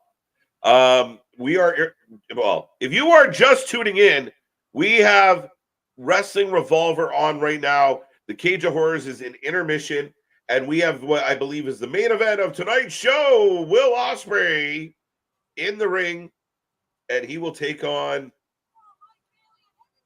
Who's he fighting? I don't know, but Ospreay's out here looking like a labradoodle. Looking like a labradoodle. But folks, get in that chat. Be a friend, tell a friend. We just passed 5K subscribers. It's been a good time here on the channel. So make sure you're a part of all of it. We are rocking and rolling. Shut up. But you saw that. Yeah. But yeah, do not miss a minute, folks. We have more coverage coming your way. We got more original content. We got more. So, yeah. And I know some out there really trying hard to kind of be like us. But, Nick? Often imitated, never replicated, never duplicated. Oh, yeah, Brian Cage. He never sleeps. Absolutely, bro. Brian Cage, I forgot. Caped Cage. But I will be right back after these messages. Fair enough. I've got the little video package right now for Cage of Horrors. I've got Brian Cage out here in his goddamn fucking Tekken gear, taking on William Ospreay. So let me know who you're taking, folks. Got Bruv, Ospreay. Look, it's King without the mask and the he, like I said, it's the Tekken cosplay 100%. And I mean, honestly, if you've got Deadpool and Wolverine coming out here sooner rather than later, why are you not leaning into him being the Swolverine, etc.? But again, AEW feels like literally like the wrestling show that happens at a gaming convention here. Of we're nothing but references and cosplay a bit at times. Oh, what's with the cape? No capes. Be like Anna there from The Impossible. No capes. Will Ospreay for the win. Show's over. I don't care. Keyshawn instantly. Oh, well, there was no Jarrett showed up on my screen. That's it. That's the main event. We're over. We're done now. We're out of here. But what they did with Jeff Jarrett right there, and again, it's so funny because he's gone from, I think it was actually Tom Gamble who was calling them total non-stop assholes with Sanjay Dutt, Jay Lethal, Jeff Jarrett, Karen Angle, Satnam, of just for a long time they were pretty prominent on AEW television, and then they just kind of went away. And now that we're doing this in a different way, we've now got Jeff Jarrett seeming independent solo, being serious about all of this. Works way better. Even though I still take umbrage with the fact that he was initially brought in as supposed to be someone behind the scenes, and much like most of everything with WCW, became someone that became on screen. Ospreay versus Brian Cage, perfect match for the main event. Fair enough. I don't know about perfect match for the main event, but it is the match for the main event. I will say that. As Cage jumped on the outside a bit. Jay, having a conversation. Oh, all right. AW is for basement dollars, not sickos. Sickos sounds too cool. Fair enough. There is a fan base. There is something for AW. It's not one of those of, dancing on tombstones because the ratings go down. It's they have a crucial part in the ecosystem that is pro wrestling in 2024. But yeah, to sit there and have numbers now pop up like that and still try and act like everything's fine. You're the dog sitting in the on the chair, sipping his coffee as the whole room's burning in around you here. There's clearly an issue. You need to at least acknowledge it. Not saying, what have you, hate it one way or the other. But it's very clear at this point that casual viewership, and I would dare say regular viewership, has dropped off significantly. So there's a reason for that. AEW doesn't have a fan base. They have cult members. Fair enough. Is Final Destiny tomorrow? Forbidden Door. No, Forbidden Door is next weekend. And again, that's part of the issue of, as I'm in picture right now on Collision and still on ad break questionarium for Cage of Horrors here, of very much you're 2 weeks away from your big cross promotional pay-per-view, and now is when you have your worst ratings in show history. You're enthralled in contract media rights negotiations, and now is when you have your worst show of all time. That's not a good look. Yes, next Sunday. Nick, your thoughts on Swerve joining the Elite if he loses the title to Ospreay? That pains me twofold, because if Swerve is already dropping the title, then you have 100% handicapped and handy-crippled his whole title reign. You have taken that out at the kneecaps. It was just there to say you had him as a champion. Nothing more, nothing less. And respectfully, I just want the Elite storyline to fucking end, because it's now at this point, it's so confusing. It's not good. It's hard to do an already bad and already forced, authority angle, and especially when the authority is split and it's very clear who has authority and doesn't. It's just, all of it's very bad, and it feels 100% so much like a response to Punk's interview with Ariel, and B, a justification and, reasoning for as to why they showed the footage after the fact, which can we all just admit at this point did no one outside of CM Punk favors. As we're back in action right now with Brian Cage with a body lock on William Ospreay, and as I'm still in commercials here on Wrestle Revolver, I will remind everybody we are the Wrestling for Life Network. We do this for anything and everything when it comes to pro wrestling. 100% back at it like a jackrabbit on Monday Night Raw. Following up, what's going to be the next thing that happens with the Wyatt Six? We've got Chad Gable. He has risen. He has rose from the tomb. What's going to be the next thing that happens? What's going to be the carry of? What's going to be the fallout of the Wyatt Six showing up? And then Tuesday, NXT, we're making our way to Heat Wave. We've got, the TNA, NXT, TNA connection here. Do we still see any sort of cross-promotional pathways there?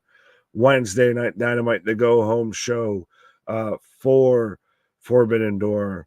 Thursday, we've got our predictions for the Forbidden Door, I believe, if I'm timelining things correctly here. And then Friday night SmackDown, what's next with the Bloodline, as we seem to be clearly setting up for Cody Rhodes taking on Solo Sikoa, if not at Money in the Bank, at SummerSlam. But so 100% be a friend, tell a friend, like, share, and subscribe. Zilla Fatu going to be under the ring next Monday. I don't know about that. Maybe more like a Nikki Cross or something might be more under the ring than a Zilla Fatu. That might be more SmackDown. They are using Ospreay to put this title over, so when Daniel Garcia wins, it's relevant. Oh, as a fan of Buffalo and all of that, Northern New York native, it pays me to where you're saying that. So when Daniel Garcia, in all of his hip thrusting glory, becomes world champion, that it's going to justify this and all that. I struggle with that concept dearly of you need to, and I understand Garcia is good. There's something there, but again, he's been just left out to dry, just been sandbagged and I guess salad tossed by Tony Khan out there. You need to do first. You shouldn't be worrying about who's going to be the second, third, and fourth champion off of this title reign instead of focusing on the current title reign. Princess Aussie. Oh, Osprey's English, so who's the Aussie here? Who are you talking about? Byron, unless someone cost him. Drew McIntyre to explain his action on Raw and hopefully enter Money in the Bank. Touche, but I mean, I again don't think he needs to go. Me and Cage have gone back and forth with this. Of halfway, I thought he needed to win it, or was at least going to win it in Scotland. But now, if you're not going to have him win it there, at this point, he doesn't need to be challenging for the title. You just have him out there, and he's just, I'm going to keep fucking up CM Punk on site. Speaking of on site, the only reason why Drew McIntyre will be in the Money in the Bank is so Punk can fudge him out of it. I don't need that anymore. I need a break from CM Punk at least screwing over Drew McIntyre. Yeah. I need Drew McIntyre to kind of go on a little bit of a rampage of I don't see him being a fucking terror. I don't see him being in the Money in the Bank. Fair enough. I don't. But if he is in it, that would be my guess. He'll be climbing the ladder. He'll be almost there, and then the music hits. He does the Mustafa Ali of just freezes when the music hits. Yes. You can't do Swerve and Ospreay at Wembley because whoever wins faces Owen, though. Oh, yeah, that's the caveat. Well, that's why some people thought that Ospreay would be in the Owen. No, come on. Oh, that'd be interesting. Which You on just an entire side note, well, not an entire side note, is it in poor taste to do an angle in your match to where you're hanging someone, fucking hog tying them and hanging them up and everything like that in the middle of the ring on the same show that Martha Hart is in attendance and everything, and you're just celebrating, and you're talking about that whole tournament. The same show as when you fucking hog tie and hang somebody up and to the fucking rafters here. It's a little interesting. It's a surprising choice. Bold strategy, Cotton. It was bold strategy for sure. I don't know if it's the way I would have went about it, but hey, it looks like we're getting a bit of a break on Revolver at the moment, and we're what's up with the Clucking Bell ads and shit that we've got going on out here? And I got picture-in-picture on Collision as well. So we are rolling along, folks. Get in that chat. Don't be quiet. Don't be shy. Take our link, share it. Let's see if we can get back up to triple digits. But I don't even know what the fuck. Let's see what the chat says. I think Drew is going to be suspended until SummerSlam. No. How can you suspend that who has quit? Right. Now you have no choice. I don't work here. You can't suspend me for shit. Right? You reinstate him just for the match at the behest. I'm going to reinstate you just to suspend you. Yeah, right? You got your job back. You're out. Yeah, I'm invoking the fuck you clause. This is the interesting thing for Tony Khan right now, Nick, is that they're really in an interesting pickle because, again, just like last year, you're going from Wembley to All Out in a week. Plus, you got Forbidden Door. So within a really quick time span, you have to pull off a lot of stuff. And this is where, why are they teasing Danny Garcia? Why are they even hinting that right now? Bro, you could literally name anything in AEW. Why? Why are you doing this? Why? I don't even know. Of even Forbidden Door had to move venues because the ticket revenue. Sorry, we can back out of picture-in-picture, and Ospreay just banging his own. He's firing up, folks. He is banging. As I've got Myra Reed coming out right now on Wrestling Revolver. Oh, look, Corey's saying who better. That actually makes me believe that there is no way Jeff Jarrett is winning it. I forgot about if you win. I forgot he did the Triple H thing with the title shot. Jeff Jarrett is not fighting Swerve or Ospreay at Wembley. No fucking. Oh, then way. Who is? Anybody but Jeff Jarrett. Right, but who's in the Owen? Because they've at least announced some of the people in the Owen. Who do you think is? MJF is probably not in the Owen. Ospreay's not in the Owen. I think it's going to be Hangman Page. That's your TBD? I hope not. You do 3 weeks and you build it up to where he's not involved in the Elite storyline. He's going after Swerve. There's shit like that. The only way it works is if it's still Swerve and it's still one of those, if I'm a petty bitch. You came into my house, you went after my children, you drank my blood, so we're just destined to do this dance forever. Yeah, then it's got to be Danielson. Danielson beats Takagi, beats Pac, and then beats whoever, and then beats Jeff Jarrett, or beats. First off, you really and the click you claim. You're really going to fucking tell me that they're going to put on the marquee Jeff Jarrett versus Will Ospreay at Wembley? There's no fucking way. If it's a show we would book, no. If it's a show they would book, maybe. No, that's not even the name value for Tony Khan, right? Like Tony Khan wants that marquee. Like What is marquee to Tony Khan? Define, sir. It's the quote unquote bullshit dream matches. It's the indie name value. And you think Jeff Jarrett ain't in there? No, dude. You could get a lot of, maybe MJF goes into the fucking thing. I don't know, but there's no way it's Jeff Jarrett getting a title shot in Wembley. No way. I'm not saying that it will happen. I'm just saying it could. How do you know they? I guarantee it. It's one of those hills I'm willing to die on.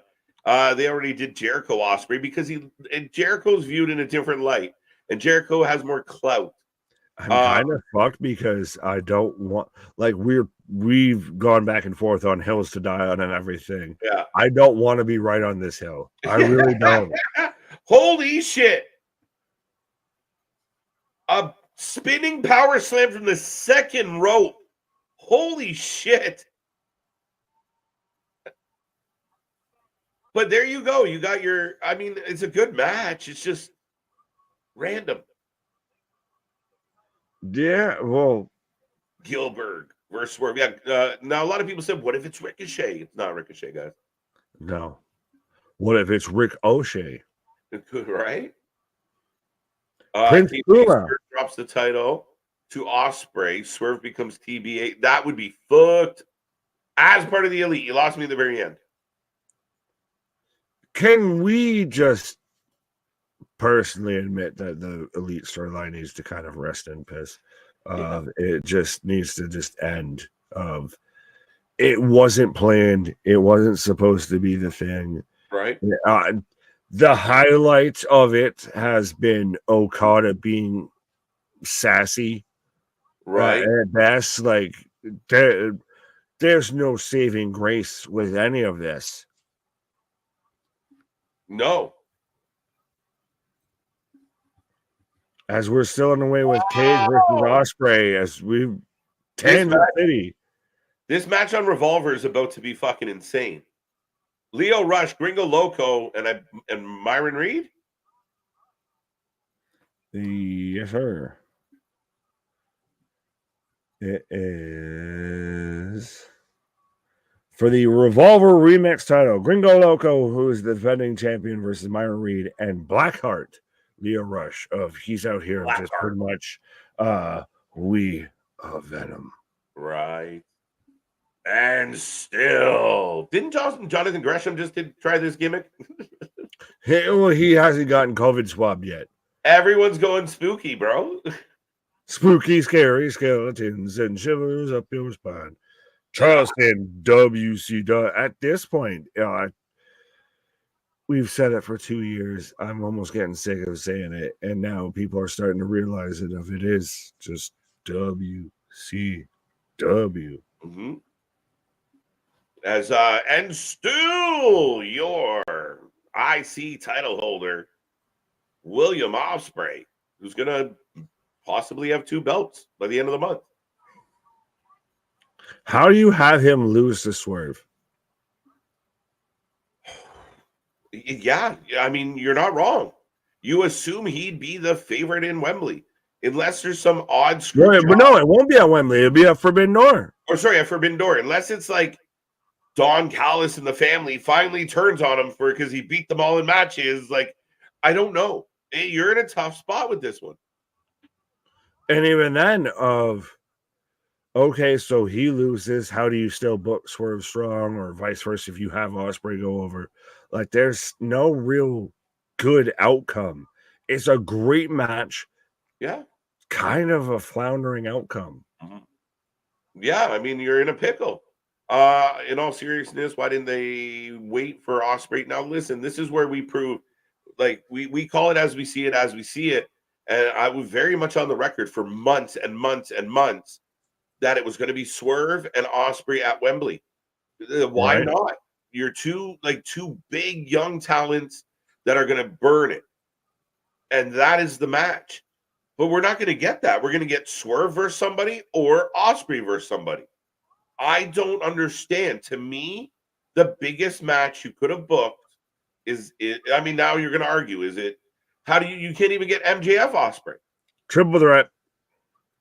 Yeah. So you beat him at Forbidden Door, and then he works his way into a triple threat. Yeah, maybe. Yeah. AEW just, I know we're fucking sandbagging and getting smashing on it, but it's just right now it's such liminal space of that you have very limited top tier main event guys. Everybody else is kind of floating in the wash. Sorry? Is that weird to say, being that constantly it's talked about the depth and how it's like that their roster, the AEW roster is second to none. It is the best roster in wrestling. But who are your guys? We're in a jam here. You have great depth, but you've just capped everybody at the knees of everybody seems like a second stringer. No one seems, and this is with all due respect, and it's just on the way that they've been presented on the show, right, in the company, of you're few and far between for people that actually feel like main event top guys.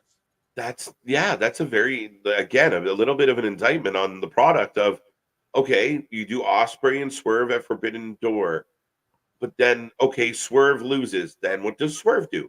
Osprey loses. Where does he go? MJF can't get a title I was shot. gonna say the outliers, MJF out there hanging around. Of you weren't a fan of him versus Russia, but it's still one of those of all right. So then, what the fuck else does he do? Well, yeah, like, is he going to be in a non-title situation with, and heading into? Do you have Osprey with both belts heading into Wembley? Sorry, like no. That's what I'm wondering.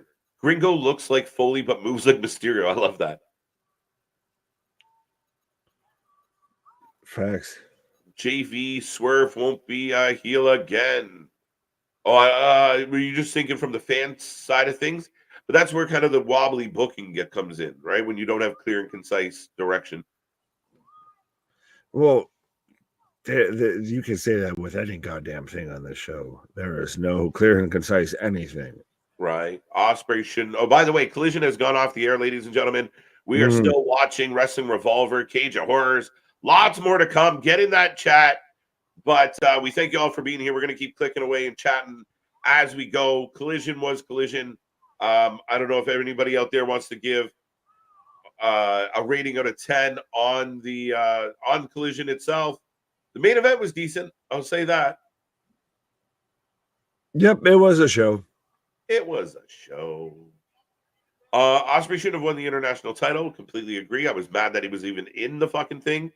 The Battle Royal bullshit. He should have just been on a win streak, win the Owen tournament, and face Swerve at All In. It's not a bad show.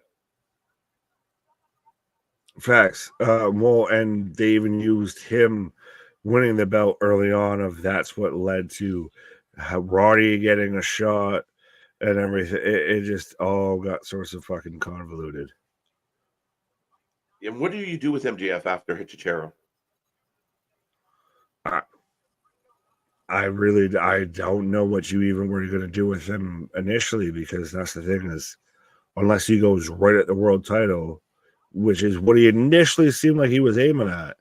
Yeah.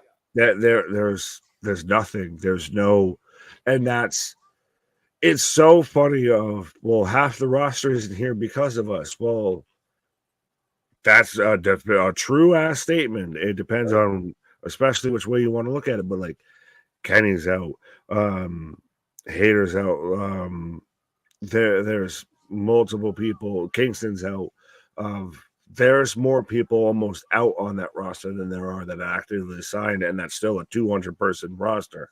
Right. Yeah. I mean, again, it's this like, you have all these things, but if you're not getting if you're not getting the maximum potential out of having all this talent, then what is the point? Like it's like having all these toys but having no batteries. Like it's fucking dumb. TK knows all too well about that. Yeah. Collision 8 out of 10. SmackDown 10 out of 10. Facts. There you go. Nick, you have way too many faces, too many people at the top who are faces. Who are your top heels? Well, that's when you don't have clear heels and baby faces, you run into this pickle. Jericho's like your top heel, and Christian. Yeah. Christian, I believe. You could run MJF as a heel. He's kind of halfway that tweener, but that's again of even just this isn't just a now problem. This has been an ongoing thing of it's been tweener city. Yeah. Of it's been a sea of gray. Yeah. Instead of baby faces and heels. Yeah, but when you're cutting promos and getting pops, when you're getting cheers from the crowd because of how you're implying that they get that. But he does. Like, I mean, come on, MJF gets his cheers. He does. Yeah, that's what I mean. About the rest of them. Again, if he was going to be a heel, he's got to come out and shit on the people, not cheer with the people, right? Like when Rhea Ripley's a heel and comes out and shits on people and gets cheered. Roman Reigns is a heel that comes out and shits on people and gets cheered. Not a heel. And when he did, he got booed. Now we miss him. But yeah, no, I mean, again, because to me, he's uber babyface, and he's been babyface. He's I'm not leaving. All that made him babyface. But again, I don't even know who you could use to make a huge heel right now. I don't know. Yeah, like who? Yeah, Jericho. Which just please God, please no. I'm still worried that Jericho comes in and wins. Like Jericho. Especially because it was so emotional from Jarrett. Who better to shit on it than Jericho? Which is worse in your eyes? Which would you rather see? Jeff Jarrett versus Swerve, TBA, whoever, world champion at All In? Yeah. Or Chris Jericho versus you know the answer. Swerve. Yeah. That's been the hilarious dynamic of it all, is the fact that we're at a point now where we're like, oh yeah, I'd much rather. What a Spanish fly. Holy shit. Right. There's like a step through Spanish fly from the top. And a 450. Myron went a 450. AEW has amazing depth, but without Punk, they do not have a number one guy like Roman and Cody are to WWE. Yeah, but if you look at WWE right now, Roman hasn't been around. We still have, Cody's a great example. But if Cody, CM Punk's on the shelf, they got Cody. They're building up Solo as a main event guy. You got Drew. You got so many guys and girls that can step into that upper echelon main event position. And there's still guys that people are mad that they're not there. We haven't even mentioned Gunther. I'll ask you this question. If you were looking at it as teams, what have you, of who would you say has more depth? Of the team that may have lost all of their top guys, what have you, they're on suspension, injury, what have you, anything like that. But you have a lot of guys that could fill in and be starters, and you have some guys that could be, second line, third line, what have you, versus another team that just the same has lost a lot of their top guys. Mm-hmm. They have a shit ton of guys on the roster, but they're all third line guys. But you can all manage to make it. What the hell is going on? Myron Reed just drank poison. That's bad. That's really, really bad. Oh, now Rush is drinking Leo Rush. Don't ever drink out of the flask that looks like a black heart. Don't do that. I didn't know that needed to be a fucking warning label, but again, warning labels don't exist until someone's done it. Leo Rush picking up Myron Reed. What is happening? What in the slow motion shit is this? When did Revolver get so cinematic? Yeah, the way that they sat there and filmed that and everything, I was waiting for like the ho ho ho ho. It was like the AJ Undertaker spot. A little bit of you just see Gringo Loco out there, like you done fucked up now.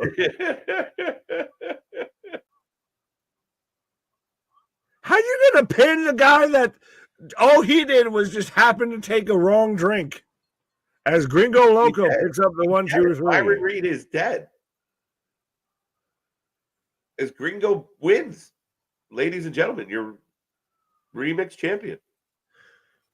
Can I start an early petition that Danny McBride plays Gringo Loco in the Gringo Loco story?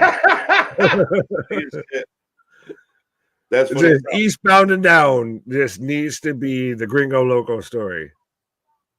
Absolutely. Now, I mean, going back to what you were saying, I think if we sat down and you went person for person, and like you said, give me AEW's number one guy, and you compared it to the other company's number one guy, and then did 2, 3, 3-3, and then did it with the women, you are definitely going to run out of big names and over talent much faster on AEW right now, without a doubt.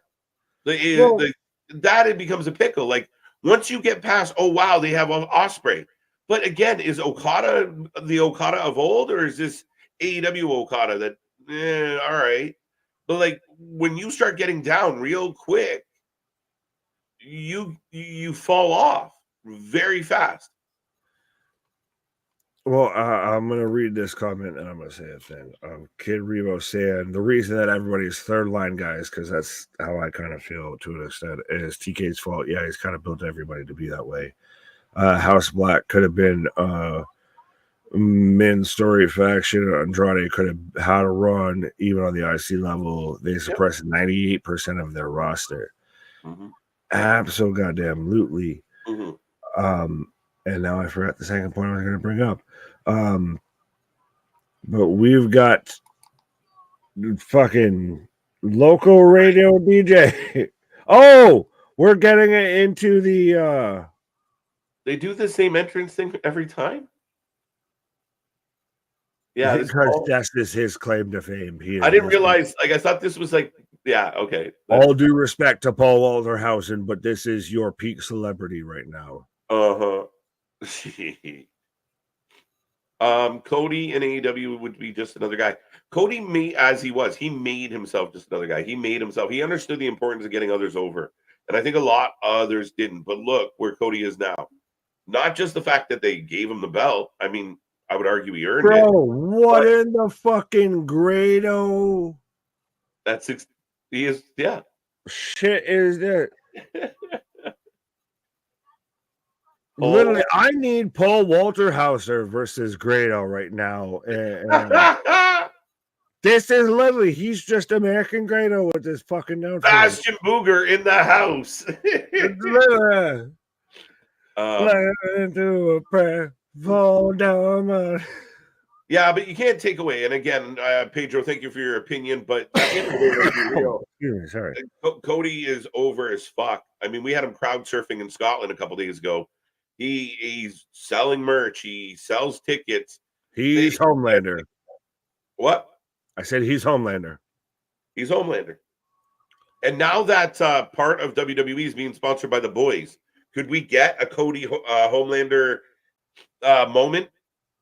Let's stare down as here comes Danhausen. Oh my God. Yeah. As again, the man Tony forgot, Danhausen. I don't know if my feed glitched or if it was everybody's, because I was halfway of like, they glitched during Danhausen. He's the sixth member. He's the sixth. Him and his teeth are showing up. Right. I don't want to see it, but if you put Jarrett in the finals, he would put together a match that makes sense. Yeah, see, I'm okay with him. I like that. If it's Danielson like Jarrett in the final.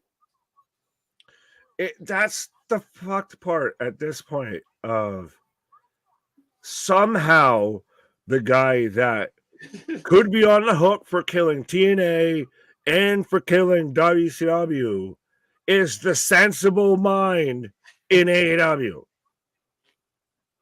Well, because we know he's a pro. As much as we have all that to say, at the end of the day, we're just looking for more guys and girls that are pros, that get it, that aren't just there fucking around. Oh, there's a good chunk there. Well, there's people that also like to say they're pros that just fuck around. So right. Davey Boy Smith versus Timothy Thatcher. A lot of people were saying maybe Davey Boy Smith Jr. would be in the Owen, but I said that last year. It didn't happen. Fair enough. Yeah, it would make sense, but we're underway with Danhausen versus Walterhausen. Yeah, we've got all the Hausens. Cody is Houselander.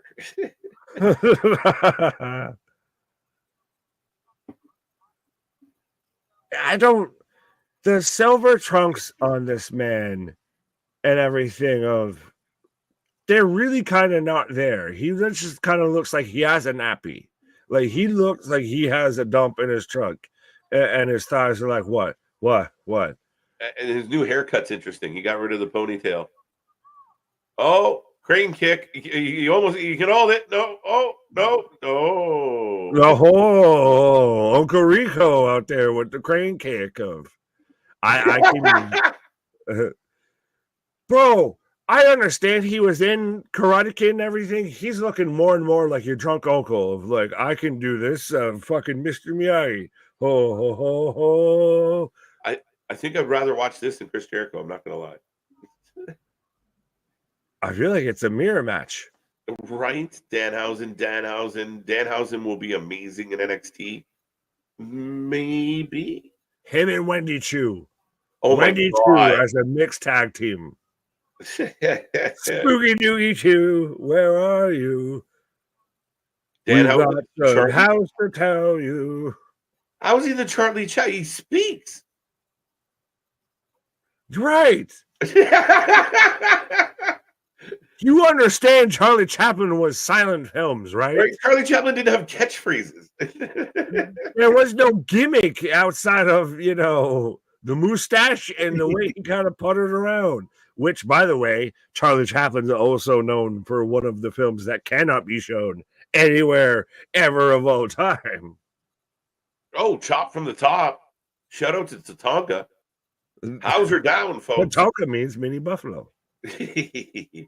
So Jeff goes all the way to lose at the end. We can't seriously consider Jeff versus Swerve or Osprey. We can't. I will not believe it. But who is there left to consider, though? That's the thing, is who is there? Well, come on. Even if you look at the tournament list, I mean, Jay White, Pac, Takagi, Phoenix, any of those would be better than Jeff Jarrett. Oh, no, it would be good. I'm just waiting for them to actually fucking book any of them good. I just don't imagine it would be like your main event of your closest you got to WrestleMania has to be something worthwhile. Well, and even again, still, it goes down to this whole thing of it. You have a lot of guys who should be first and second and third, stringers and everything, but you've built them all to be minor leaguers and third stringers here. You've dumbed them all down. You've devalued them enough that they should be frontliners, top six fucking on your roster, but they all feel interchangeable bottom six. That's kind of how it feels. Yeah, you're not wrong. And I mean, again, that's kind of interesting because that's where, I mean, it's a really big tell on the person in charge, because I mean, again, what if Ricky Starks was in this tournament and it mattered for him and he got a title? Oh, he'd love to book him. He would. Just no one tell him that he still has him signed on the fucking roster. I have MLW's 24th anniversary starting in the Opera Cup tournament. I do see that on YouTube. We're not going to pay a whole lot of attention to it, Damien, but we'll let you know. Respectfully, I'm already out here yawning. We're Danielson Osprey Part 2. Yeah, that's what I think. That's a great match.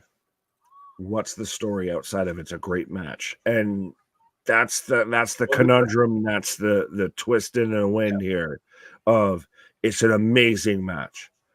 But don't not give me that match. But at the same time, give me a reason to be fucking invested for it. Give me a reason that I can grab my friend who's not a wrestling fan and sit there and say, you should sit there and watch this stuff.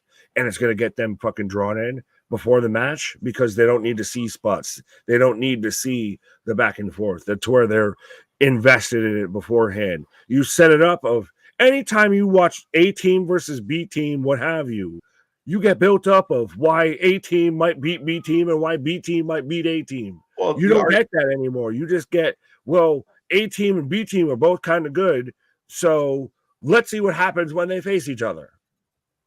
Yeah. It's a fucking science experiment. It's not a promotion. It's not a television show. There's no booking. It's a fucking science experiment. I throw shit at the wall, and what sticks, and what doesn't. Well, the argument's going to be they have history, and Danielson won the tournament. That's it. That's going to be the shout. Yeah, fair enough. AEW. I will accept that. I took AEW. Who is this not Chelsea Green.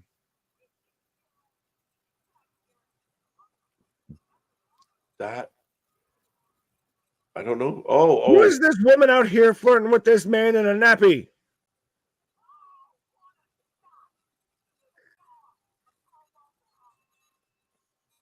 Discus out. So we end in a disqualification as what looks like an extra on the boys, since we were talking about that earlier, hits a discus elbow on Paul Walter Hausen. It's Seth Forkin Rollins. Right.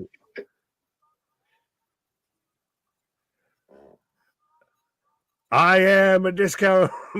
I am a clearance aisle. Could we get Cole versus Ospreay? Ooh. You gotta get Cole healthy. Are we excited for Adam Cole to get back? Or are we kind of over Adam Cole? Yeah. Shit of Undisputed Era is dead in the water and has been in the water. There's already talks of Wardlow's on his way out. Of he's next there right behind Starks of my bags are packed. I'm ready to go. Mm-hmm. They're going to restart the match. Oh. Okay, is this really happening? Get some love from Honey at the side.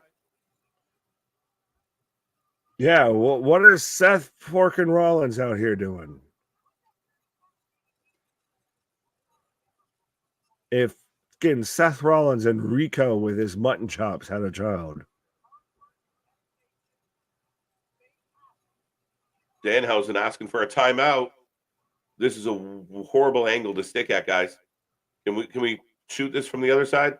Respectfully, like honestly, I like Paul, but who said this attire was the go-to? Like my guy, right? Just go solid black. You don't need to be out here looking like you brought to you by Pampers.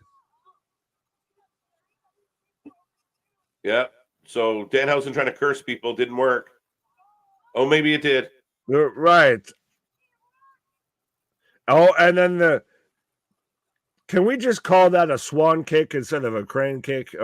It's the panda kick. He's Kung Fu Panda. He's no more fucking Cobra Kai, no crane kick. That looks like a fucking emu kick. What the fuck? Oh, as he's now spitting out teeth thanks to Danhausen. Yeah, no. So I'm in shape. Round is the shape. So Danhausen, oh, what? Nice finisher, I guess.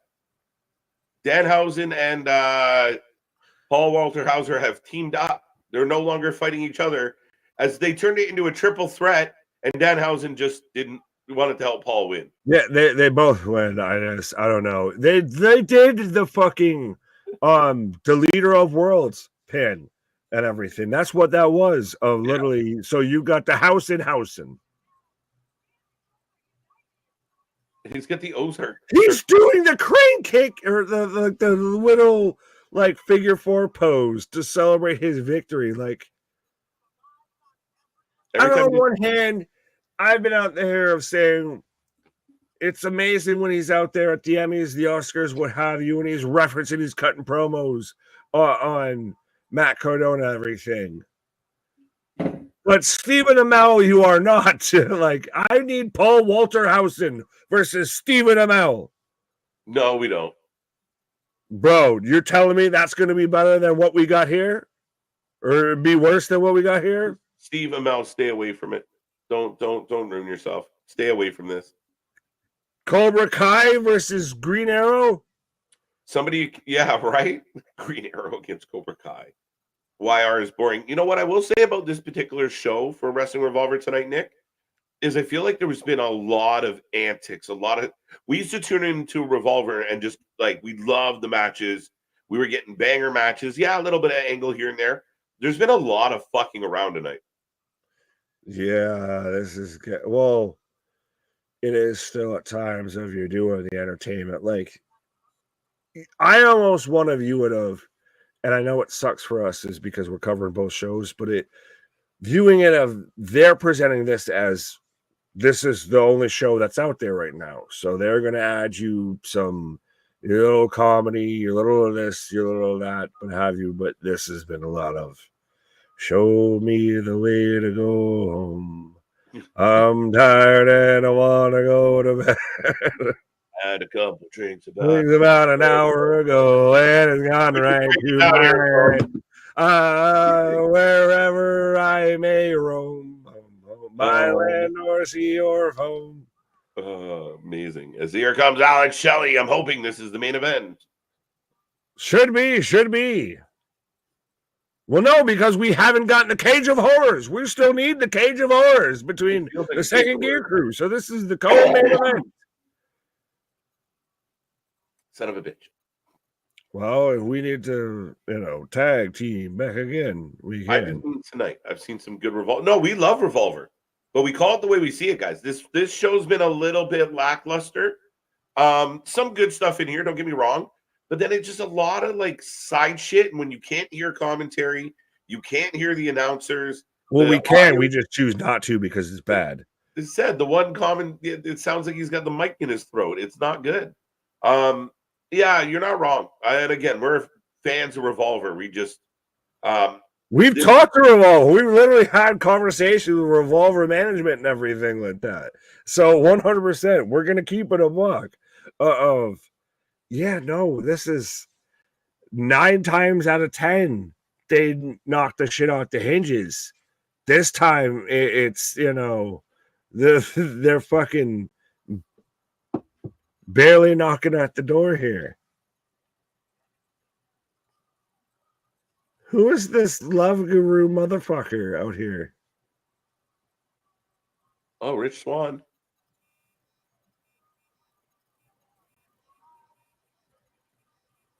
Trying to catch what they're saying here. Right. Show, not shoe. I think the TBA match will be the go home shoe before Forbidden Door.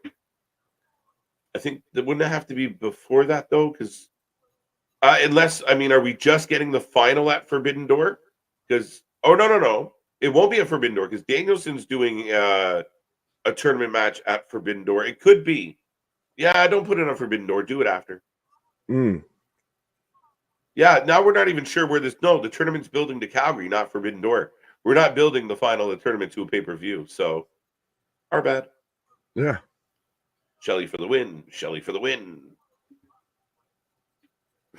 Not liking the belt. Boston's just turning full heel on Wrestling Revolver out here right now. Right. MLW puts on better shows than AEW.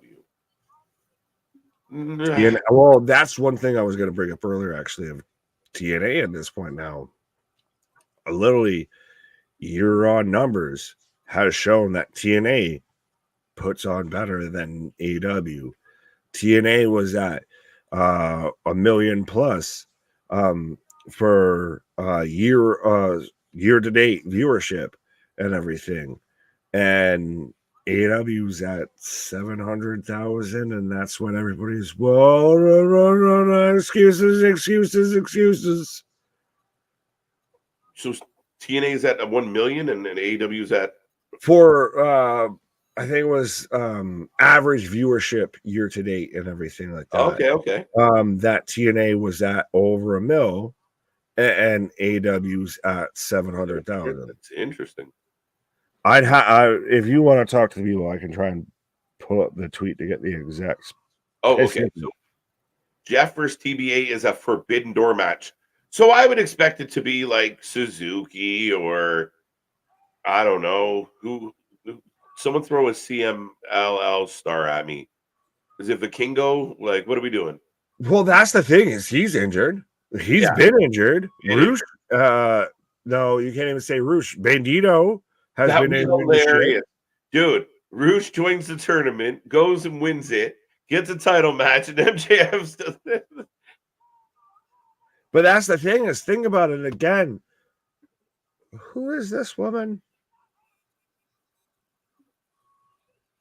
That's what's your from earlier. So ABC coming out here trying to getting revenge from earlier. Oh, Ace Austin. Yes.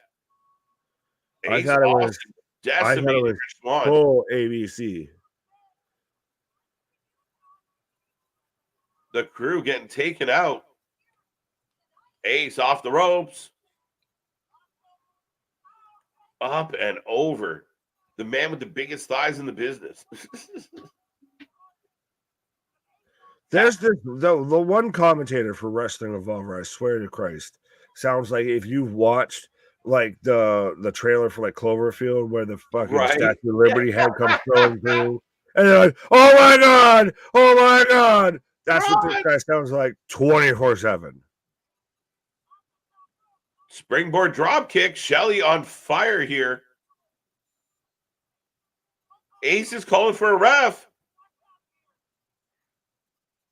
Ring the bell. We're off and running. Yo, is Ace Austin gonna win? That would be crazy. Hoocha cha-cha. Hoocha hurachata. Chicago. Teddy Hart. Get out of here. He's too busy doing flips off a cage until he pukes. I'm watching a hell of a match. Damien letting us know that he's watching a really good match elsewhere. Thanks for that. Where was it? Let us know who wins. Right. Oh, that was MLW that I was talking about.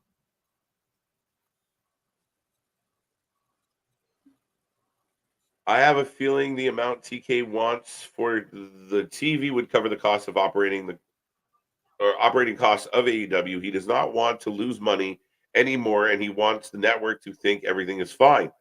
But listen, I mean, maybe that's what he wants, and maybe that's a little bit of his, it makes him a little bit naive, because, I mean, every business, they're going to use your analytics against you in any negotiation. Even if they love Tony Khan and think he's the nicest guy in the world, this is a negotiation. This is for the lawyers. And what he wants and what he's hoping, I don't know. It's going to be very intriguing how this works out. If they're all in love with each other the way they say, the deal should have been done. Yeah, what would Tony be asking for that would cover the cost of running the promotion to where we've already seen, and we've already talked about it, of that at the current media deal, current everything as it is, as it stands, that it's not profitable, that they don't return a profit on the investment on anything like that, that it is not, it's in the negative. So you're asking now for after your lowest viewership ratings, after your lowest ticket sales, at your lowest domestic box office gross and everything like that, to where your domestic draws are gone, while your expenses have grown to now probably at least double that deal to then be quote unquote a profitable company. If I'm Warner Discovery, why the fuck would I give you that? Like you said, if all of these talks from the Meltzerites and everything of how close this deal is and how it's so easy and how they both love each other, then why is there no deal set? What are we waiting around for? Why are we arguing numbers? Why are you arguing semantics if you both love each other? If it's all lovey-dovey and we're all shaking hands and kissing babies, what's there to talk about? Yeah, this feels like we're putting up a front of it ain't all sunshine and sparkles back here.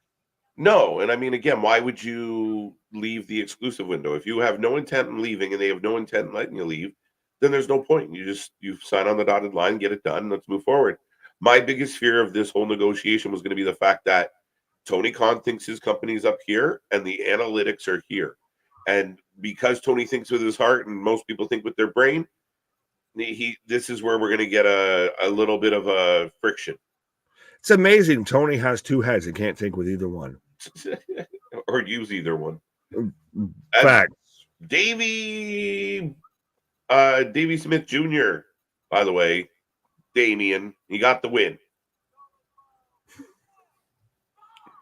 Why do they keep screaming at me on Revolver, man? Ah! Like you can't And hear I nothing. think at times we get louder and boisterous, but yeah, literally, I'm like getting sound check. It's a hearing aid test out here. You hear nothing, and then you just hear rah. Yeah, just imagine you're watching wrestling. That's all it is. It's just, what the fuck are we doing here? Right. This kills me. Shane McMahon is TBD. Yeah, Shane goes on, wins the Owen, wins the title. Yeah, no, let's be real. Here comes the money. That's how you circumvent the meteorite deal. That's how you save it, baby. Hey, Tony, I can get you out there with the Arabs in Saudi Arabia too. Right? Tony, we can buy UFC. Prince Tony, fabulous. Swan kick Shelly. Bro, I swear Now to we're God, you glitching. think the Wyatt 6 is showing up with how glitchy this shit is. The Wyatt 6. It's official, folks. The Wyatt 6. Oh my God, Blockbuster. Another one. Another Blockbuster. Ace Austin. He wasn't even supposed to be in this match. Do you know why I want the Godfather to be TBA? No, JV. I'm sure you're going to tell us. Yes, he did. Oh, wait a minute. Yeah, I was about to say, that's the slowest fucking ref count that was ever. DDP. I'm not going to lie. I thought it was DDP. Jaylene. I thought it was DDP. But yeah, that was just like Jake's here. One. Low blow. No, bro. Oh, he hit it. It's over. 1, 2, Oh my 3. God. Ace Austin is your new Wrestling Revolver World Champion. Sorry, I got a little thrown off by Joey Styles barking it through the speaker. It's not even Joey. No, I know. Joey. There you go. Yo fuckers think I'm going to have a cardiac event. Listen to this guy. He's going to not make it to see this evening. Right. Gia Miller coming to see her boy. He's got Joey Styles vocal cords and Don West fucking chest. AEW needs to hire the Ultimate Fighter. Even took down Shane McMahon. Yeah, no, I mean, when you got guys like Bully Ray out there, you know, and we've joked about it, like Bully Ray has literally been like, I will work for free. And why would you not take that offer? Because it would never work. They would be pushing him out just as fast as they push Punk out. Two things that I think clearly define the management in AEW: arrogance and impotence. Fair enough. Back. As Alex Shelley with a huge win. No. Ace Austin. Are you watching the same show? The Shame? No, we're not watching Shame. Folks, Saturday night, we're rolling off the rails. Literally, I'm out here getting too caught up in the Shane McMahon. I'm out here, Shane Joe.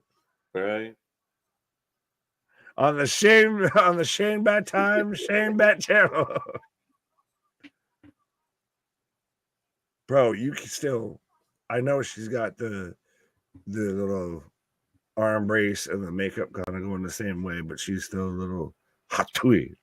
She's 100%. You could photo swap, you could face swap that shit. I see no difference. Who knew? All this time we've been trying to go viral. All we had to Hawk Tui, and there we go. We were out here Hawk Tui and Christ. Iron Sheik was out here Hawk Tuing before anybody, and nobody gave a shit because he didn't have no tits. Boss is making me laugh. Yeah, no, big surprise though. 7-1. Has there been 8 matches? Holy shit. Ace Austin should also be in NXT. He's got a bright future. Ace Austin's a hell of an athlete.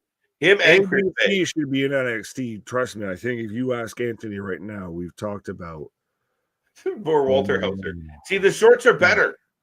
The shorts yeah, are better instead of the fucking nappy that he fucking had with that shit. But actually, are those full pants? Why does he always want to look like he's in a hefty bag? because he's out there like Miss Yellard. I can't stand the rain out my window. It's just fucking hilarious. But yeah, no, ABC should be in, if they're going to be in a bigger promotion outside of TNA, NXT into WWE, they're one of the best tag teams doing it right now. And tag team wrestling is at a big lull right now. Yeah. Somebody earlier said AEW does a better job highlighting tag teams. I think right now the tag team wrestling has gone by the wayside in a lot of regards. AEW doesn't really do much at all. Like your biggest tag team rivalry right now is the Learning Tree versus Private Party. I was about to say, who said that? Because we can say a lot of things. It's now when you can actually follow up and explain your shit. I can say I'm the greatest person on planet Earth, but if I can't back this shit up and everything, then I'm just talking out my ass. Name me a tag team that's elevated right now in AEW. Christ, yeah, I don't even dare say in pro wrestling. The tag team wrestling and pro wrestling is kind of shit right now. And especially to sit there and say in AEW when FTR is having to take a fucking leave of absence, your tag team titles are hamstrung by the EVPs. I literally go ahead. I was going to say to you, I consistently have to remind myself who the AEW tag team champions are. Right. But now, granted, we do have some stuff on. I'm not letting the WWE off the hook. I feel like Trips is trying to build it up. DIY ain't it, Trips. I'm sorry. They might have had some NXT. Maybe send them back to NXT and they'll refine some glory. But DIY as the next tag champs aren't great. R-Truth and Miz, we had our big moment, but we could probably move past them. Axiom and Nathan Frazier. Everyone's favorite Spaniard. Fuck. But Conquistador. I feel like Trips is trying. He was handed a shitty bag. He's doing something more than nothing. Fair enough. I'm gonna go do something. You go do something. I'll be here just rambling about nothing. Trey said JV, and let's not forget KJ wanted this Awesome Truth reign. Yeah, amazing how he Tai Chi'd his way out of that. But I mean, across the board in pro wrestling right now, tag team wrestling is at its arguably weakest point. If anyone would like to provide a counter argument, I'm all ears. I think that's why we're clamoring for a team like Motor City Machine Guns to show up in WWE, in AEW. Why I still personally want the dream match of dream matches to happen, to where you get the Gorillas of Destiny versus the Usos. But tag team wrestling as a whole, whether it be Raw, whether it be SmackDown, whether it be this company, that company, is scraping the barrel. I feel at this point there has been minimal to fucking all effort put into it. Bianca and Jade were doing wonders for tag team wrestling, in my opinion. The women's tag team scene of Christ, you just have to have somebody give a shit, and it seems like they're doing wonders. It's kind of like the WNBA, respectfully, of somebody just has to pay attention for it to matter. Not fully withstanding that Bianca and Jade weren't good as tag team champions, but were they reinventing the wheel? Were they, putting it to a completely whole another level that it never had been at before? I think it was just they actually started to treat it seriously. And I do think that it won't be long before they probably get the titles back. As again, right now, as I'm watching Wrestler Revolver's KJ's on a pause for the cause, as we're getting a replay from Ready or Not Here I come. Great Fuji song and great Skull Hall entrance. But yeah, I believe we're actually here live for this as well with Wrestling Revolver. But I will remind everybody, we are the Wrestling for Life Network. We do this for anything and everything when it comes to pro wrestling. And you're being a bad friend if you ain't out there telling your friends about the Wrestling for Life Network. You're out spreading the good gospel of wrestling, because we're here live covering anything and everything. Whether it be WWE, whether it be Monday Night Raw, whether it be Tuesday night NXT, whether it be Wednesday night Dynamite, whether it be Thursday night. We're out here, got Wrestling Court, got TNA, got this, that, and the third. Friday night SmackDown, Saturdays and Sundays, we're covering anything and everything as much as we can. So literally often imitated, never replicated. Often imitated. So 100% be a friend, tell a friend. MLW Anniversary 20 show. It's good so far. Thank you, Damien. Thank you, Damien. I have not pulled it up yet. Yes, Young and Jade, the Midnight Express of the current generation. Yeah, fair enough. Well, when it comes to the women's tag belts, actually, you know what? I won't even say out of recent memory that they're the best women's tag champions in pro wrestling of recent memory, because 100% to me, Masha Slamovich and Killer Kelly were better women's tag team champions. Granted, a different promotion, but we're better tag team champions than Jade and Bianca. I'll say that. 100%. I do still think, again, that we're going to probably get either Jade and Bianca have the title reigns again, or we start to sit on this feud. But I don't know if we do that right now, coming off of the sloppy jalopy botch of the Classical. So we'll see. I think maybe Alba Fire and Isla Dawn, the Unholy Union, only have it for a short time, not for a long time. And they have it for a good time, not for a long time. But we'll see. Jake Chris versus Bad News Tito right now. Denisha, we are watching Wrestling Revolver, Cage of Horror. And TNA love it. Yeah. Well, we do see a little bit of that crossover between, now even especially seeing it with a crossover between TNA and NXT and WWE, of how even good old Frankie Kazarian got the JOB entrance. 100% of already in the ring. The strongest tag wrestling was when FTR stole the show with the Bullet Club Gold. Yes, but I will still also say that I feel we reached peak tag team wrestling in professional wrestling when it was it 2022 when we had the 2022 or 2023 when we had the trios of matches between the Briscoes and FTR. That whole series of matches, I think, was modern pinnacle peak tag team wrestling. I will say that. Mea culpa. Who were the best put together tag teams to become champions? Oh shit. Now I'm trying to think of, shit. Do you just go with that? I'll ask you this, Rocco. Do you go with who was the best two guys put together as a tag team that became champions, or the two best guys that were put together and became a great tag team? Because you could say Shawn Michaels and John Cena got thrown together.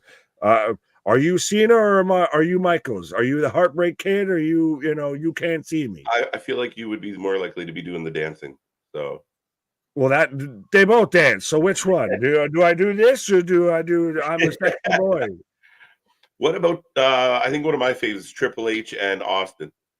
The two-man power trip, but again, also that's my question of with that question of, are you going off of Cena and HBK, two-man power trip, Stone Cold and Triple H? You don't really think of them as great tag team champions. You think of them as two great wrestlers that got put together as a tag team. I think we were just looking at two wrestlers that got thrown together and had a good run with it. I mean, you know, I wouldn't even say either of those had a great run with it. I think they were just the power trip was too short. Injury fucked that up. If you're reached to say this, but I'll say Batista and Norton. Yeah, that's good. I'll accept that. That's a good one. That's a good one. Or actually, no, best one. Rated RKO. That's a good one. But we got a replay. Yeah, we are in these intermissions really kill the show for me. Yeah, well, now which kills the show more? Of the, just playing a background track with a visual while they sweep the ring out, or at least running through a match. Now, it's granted, it's one thing if it's a 5-minute match. When it's a fucking 55-minute match, it's a bit different.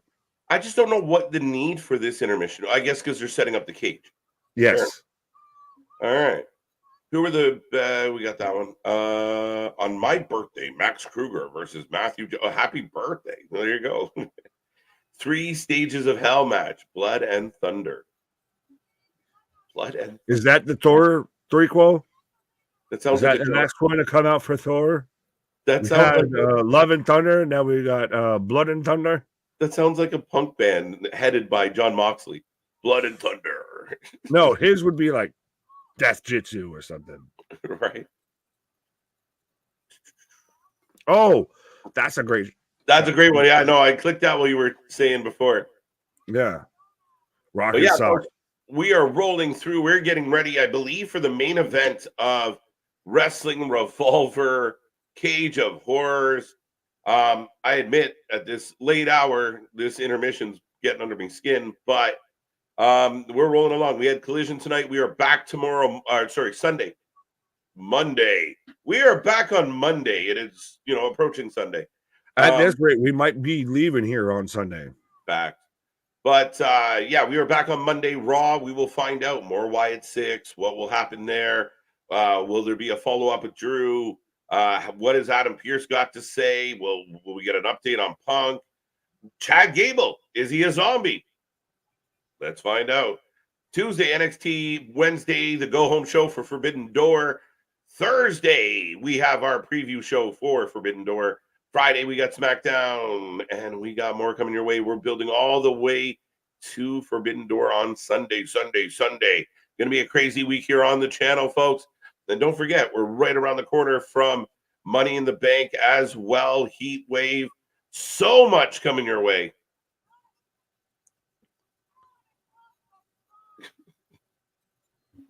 Show me the way to go home. I'm tired. I want to go to bed. Yeah, it's going to...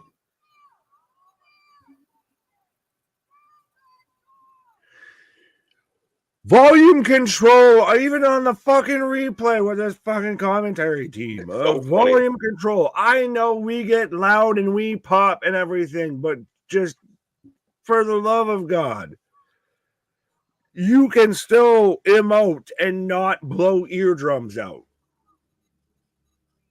No, it's so funny. Like they figure that shit out. Let's go. Hire a college kid. They'll help you. Yeah. I know some people say they like a screamer, just not on commentary.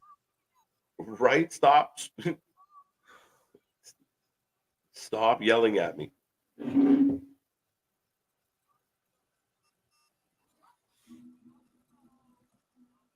I'm tired and I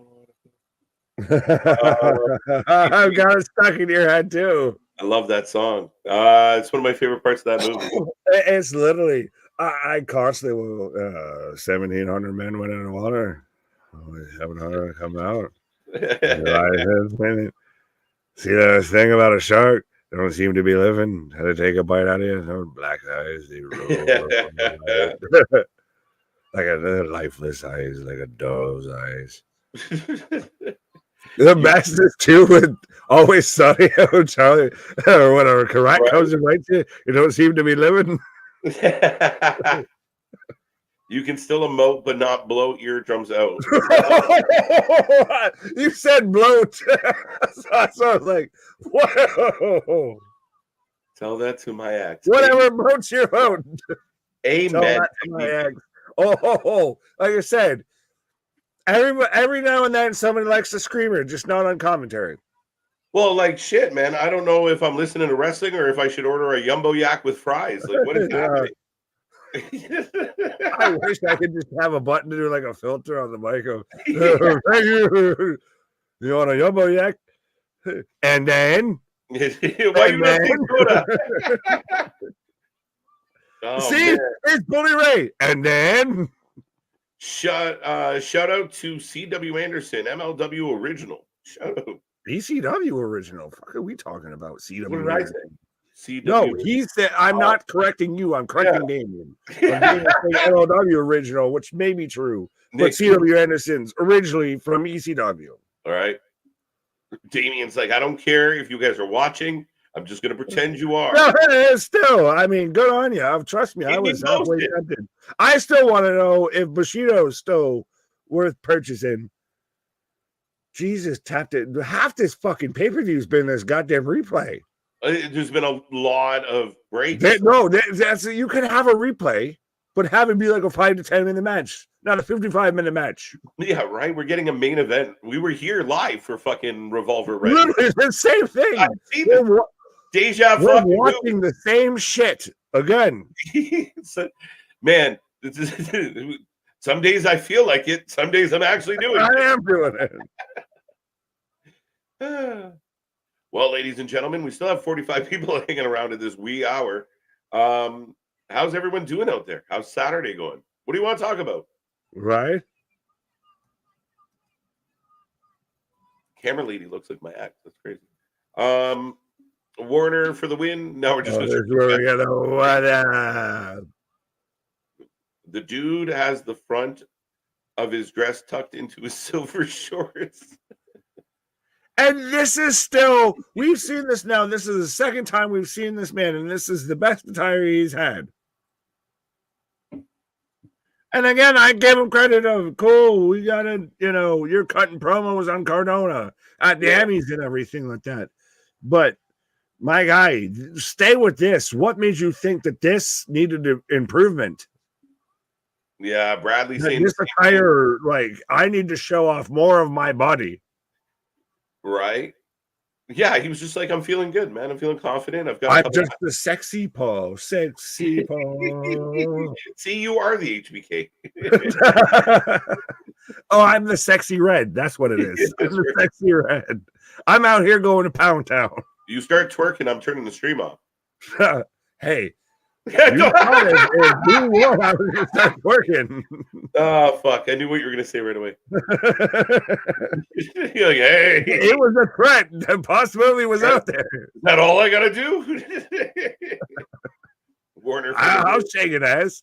Do something strange for a little piece of change. Warner for the win. What's up, KJ and Nick? Hope you guys are doing well. Chambers, good to see ya. We are always doing well, though we might be fading in the wellness area. But yeah. Is this not worse? Like, people bitch about WWE commercials. This shit is nonsense. You couldn't, like, this is a WWE show. This is NXT in the middle of an ad break. Like, but you couldn't give us like a promo package about the match that we're gonna watch? How hard are they building the cage right now? It's fucking bit by bit. Yeah. Are they welding it together as we speak? Raj. They got some old wrestling hands. It's gonna come out here. We're gonna come back, and it's gonna be like Homer Simpson of, oh, why doesn't my grill look like that? Right? Bully Ray is really this board. No, they pay him good money to show up. Replay. That's the thing. This is 2 months, 3 months old. Yeah, no, I mean, they pay him good money to show up and, put people through burning tables. He's not going to turn that down. Yeah, he's going to, next thing you know, he's going to put Topanga through a fucking table. Did you see her say that? That's one of her life's dreams is to get put through a table? Yeah, I did see that. I almost want to be like, we can make that happen. Fact. Is the Cage of Horrors just a death match like Cage of Survival or a Cage of Death? Cage of Death. I think one of those. It's like MLW. I think TNA did it too. And probably even WWE did it with like ECW on Sci-Fi. Up to you've got a cage that's got just weapons attached. Yeah. Damien always blows my mind. He's like the nicest leader of the Hopium tribe. And then every time we watch GCW or anything, I can't wait till everyone's bleeding. Blood. He goes from the nicest guy, like, well, we're literally showing you now the fucking video package of how we built this goddamn Dead or Alive. Manners, I thought we were showing them.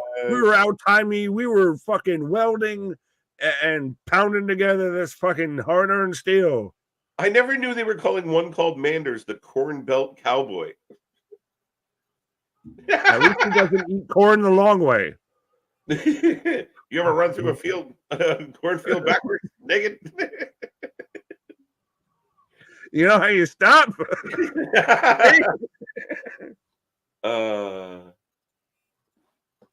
Cage by cage. Yeah, it's like a park. Look, it took them all that time, and they didn't even build the full. They didn't even build it. Like, what in the fucking science? Like, failed teachers' fucking science experiment is this shit? Guys, the match is ending. The replay match is ending. Just fuck it. Let's go.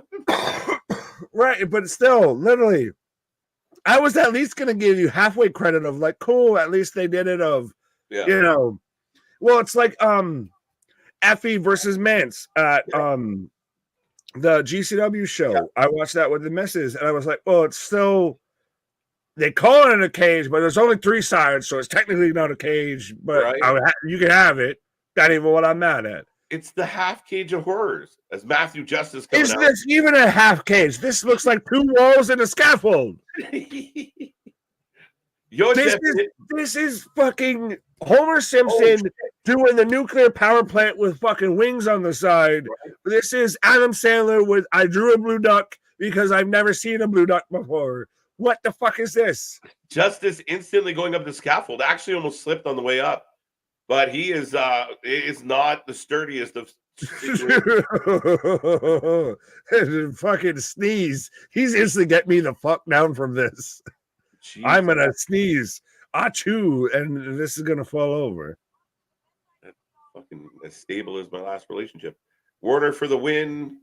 You're telling me it took that long to put one side of Thanks. Here comes the Southern side. A lot of glue. I did see Topanga in a live SD show years back, and she looked good. My brain wants to decipher SD show, but I probably shouldn't. Oh, at a SmackDown show. That makes sense. In my head, instantly when I was trying to undo you. Shame on you, KJ. Revert. How the fuck is the Cage of Horrors? This is the fence that stood against time. Yeah. And Mance going around ripping up all his signs. Oh, other signs say "fuck you, Mance." Shout out though, DWO, that's in the front row there. But yeah, we got to confirm with them of what the fuck was going on in the arena. Were they using Elmer's glue or super glue to fucking stitch this shit together? How have we had Venice the Menace instead of the Cage of Horrors here? Right. You think if you had a 5-minute, maybe, well, that's long, but 3.5 to 5 minute preview promo package, maybe shout out your sponsors real quick and get back into it. Like, these breaks have really kind of hindered the show. Again, they've been a bit of a wonky Revolver tonight. You think if you had a show called The Cage of Horrors, you would have, I don't know, a cage. Just for a thought, just a second, just for a minute. One job. You had one thing to do. You sold me on a cage. We're still here to see a cage. No, actually, fuck, we got it wrong. We got sold on the cage. We should have been sold on the horrors. We got the horrors, no cage. All the horrors. All the horrors. This cameraman's fucking all fucking tilted. Is the cameraman drunk? It's Shibata. He's out here on a cruise ship, and there's no there's no motion in the ocean. Look, Damien at it again. Who will bleed first? This man love man. Blood. I want some blood. He's like, are they bleeding yet? Have they bled? But this is the second gear crew implodes, but there's just 2 walls and a scaffold. Nah, man. I've seen homeless encampments that have better structure than this bullshit. Yeah, no, Bash. I was just playing. It's all jokes. He was. I'm not. He's probably not. Maybe the ring crew is little people. So we represent the lollipop guild. The lollipop guild. So it took a little while. Oh, motherfucker. Oopa, loopa, doopa dee doo. We've got a cage of bullshit for you. Imagine being the guy responsible for the cage and you show up with pieces of it. Bro, so I lost half a cage on the way here. Yo, remember when you told me to strap it down? Oops. Oops, I did it again. Wrestlers can help too. Yeah, I guess not. But we are off and running. Main event time, guys. Mance, the cornfield cowboy. I mean, that was new to me. Where did that come up? I hadn't heard that, and I don't want to hear it. It was on his graphic. For Manders or Mance? For Manders. The one that dressed like a cowboy. Yeah, that, like you said, he just run through a cornfield backwards and you become a man real fast. You got a stable gun. I'm so scared of to actually turn up the audio on this. I'm like, they're just gonna start screaming at me. I had to turn. Mom and Dad, stop fighting. As they're working over, yeah. Oh, they're stapling. They're stapling Mance. Warner being stapled, so we might be right. You might get blood really soon, Damien. Hold on tight. Right. Well, this is the second gear crew implodes for now, I believe, the second time. Well, second time in recent memory, because I believe it was either here or at a GCW show to where we recently had them in kind of a triple threat. Yes. Oh. They stapled his tongue, bro.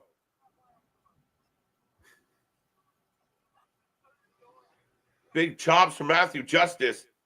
I feel like we've been on for over 3 hours and they haven't given us a whole lot of wrestling to call tonight. No, not a whole lot. I'm now more concerned about the dating life of Mance and Steph D-Lander. Of one's out there going on dates with PCO and the other one's getting his tongue stapled. Yeah, that's a rough weekend at the D-Lander household. As Justice just Sabu's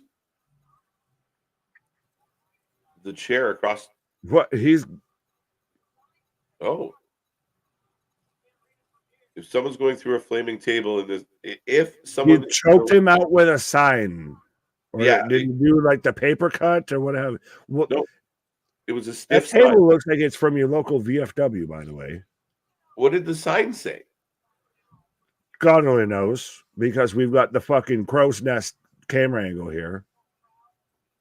Manners with the Sabu shot to Matthew Justice. Right. Michael J. Fox on Cam 1 tonight. Bro, they're out here seasick like a motherfucker. Right. I hope you took your Dramamine. If you get motion sickness watching this match, strongly suggest take your Dramamine and what have you before you watch this, because there's all about the motion in the ocean here, and there is no ocean. Right. Oh, Sabu'd another chair. The cowboy having a rough night. Is that becoming like the... Oh, bro. Anyone else just have a stroke on camera or just me? We literally go from setting up Manners to advertisement, slide in a cage. Back to action. Right. Sponsor. What? Bro. All right. I think Mance is bleeding. I think this fucking camera shit's just gone off the rails. Did they hire Kevin Dunn as a producer? So, Ray Charles on camera too. Ray Charles, well, he's dead. Dropping doors.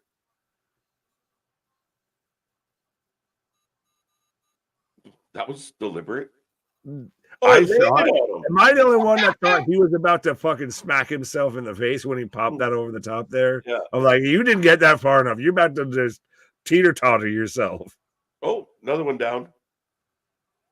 See, to me, there's been a lot of like kind of the moment we're having right now on Revolver tonight. A lot of like the downtime where we're doing stuff like this and people are running in and like there's just been a lot of kind of like, all right, pause, do some like I don't know, man. It's been a weird stop and starty kind of night for me.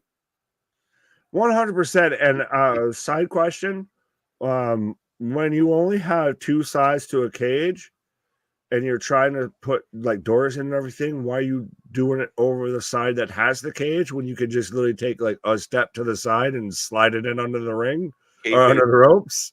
Kayfabe, Nick. Kayfabe. Yeah, fucking kayfabe. I just imagine that there's other sides to this cage. The wrestlers are playing it like we oh shit! He's got a screwdriver. He's just out here Abdullah the Butcher. Cowboy about to be number 2 bleeding. Damien, everyone's gonna bleed. There will be blood. Man's gushing. Matt's 100% though to me, I think, has been the guy that's been the breakout out of this group, out of GCW. Like you had that stretch out of GCW to where you had Blake Christian, you had Jordan Oliver, etc., which are still breakout guys and still deserve the credit and need that recognition that they've really gotten, but they've signed. And now, man, there's literally, you can literally see it spurting and spouting.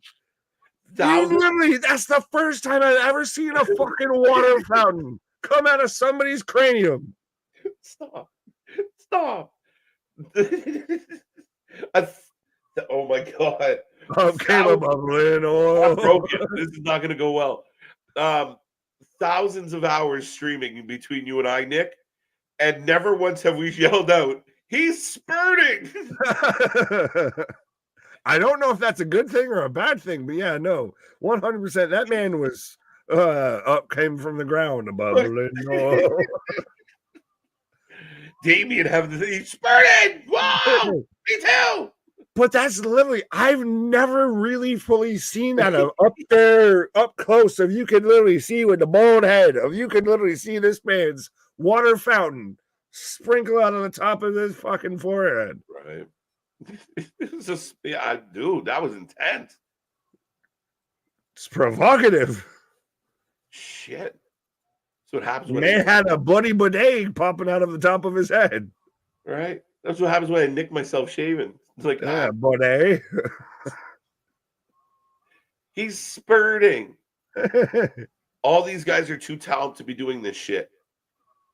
I don't want to totally agree with that, Adam, because they have found their niche, but they are extremely talented.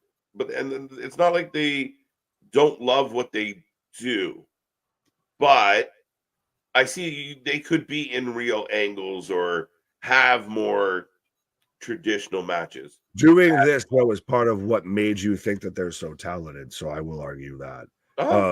This is 100% what got them there. Again, Mance Warner, we're talking about it, of breakout guy out of GCW. This is GCW.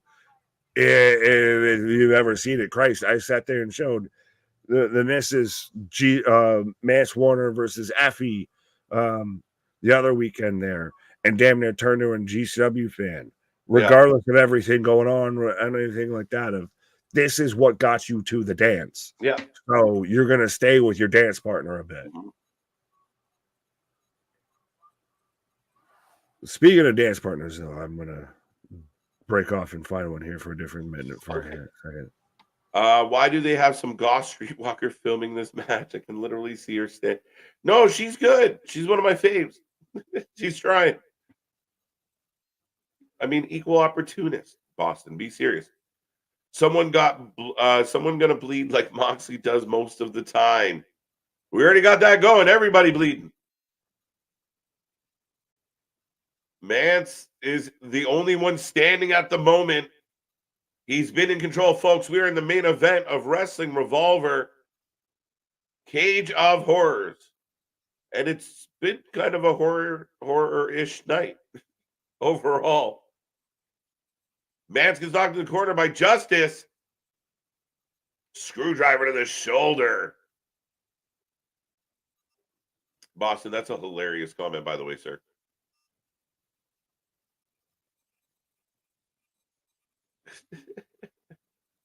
Moxley doesn't have to bleed. He just thinks about it. Just happens. It's like it's his power. Right? Remember, we had this debate, my guy. Mance gets chucked through a door. Or no, he threw Justice through the door. The Cowboy's still down. But I have a feeling he's about to go through a door as well.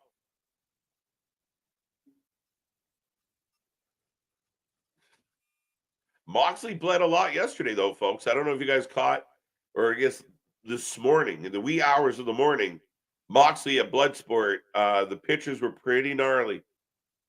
As right now, Mance is working both men over, in control. By the way, it's a triple threat.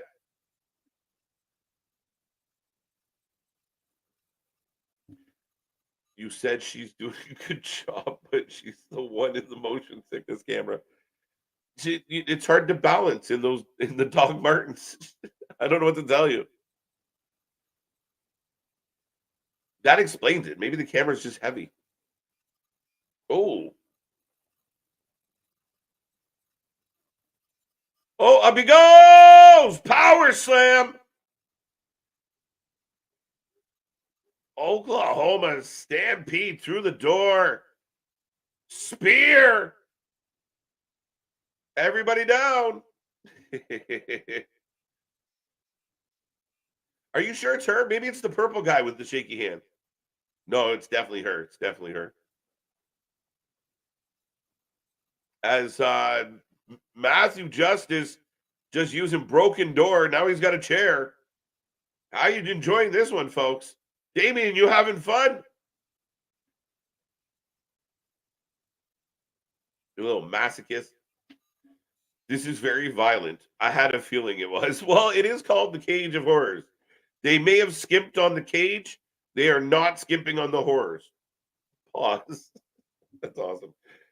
Yeah, it's horror-ish, Unbroken, as I eloquently put.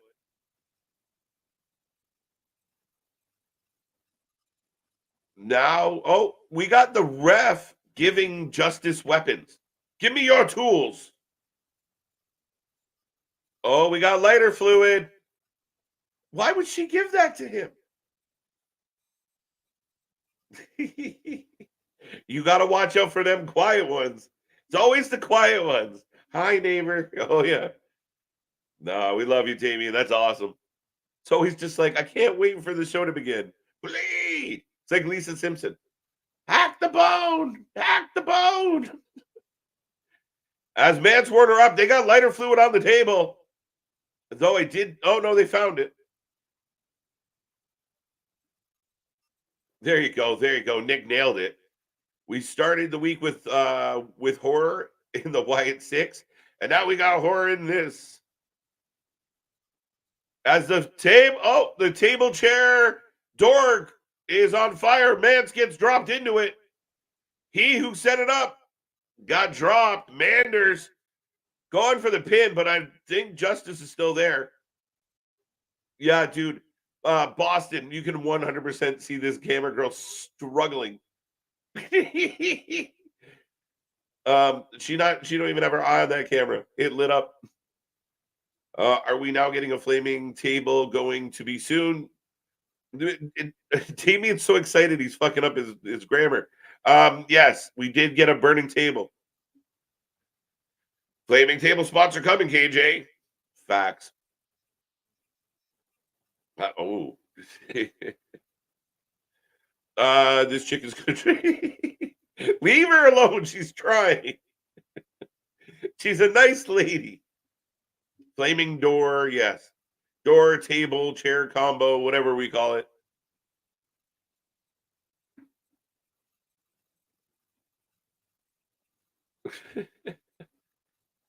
Matthew Justice has Mance up on his shoulders. Death Valley driver through the guardrail. Wow. I will say this. This is the best thing we've seen all night. Ava Rain is the camera. Naval rain, naval rain. Shit. Mander's out of nowhere.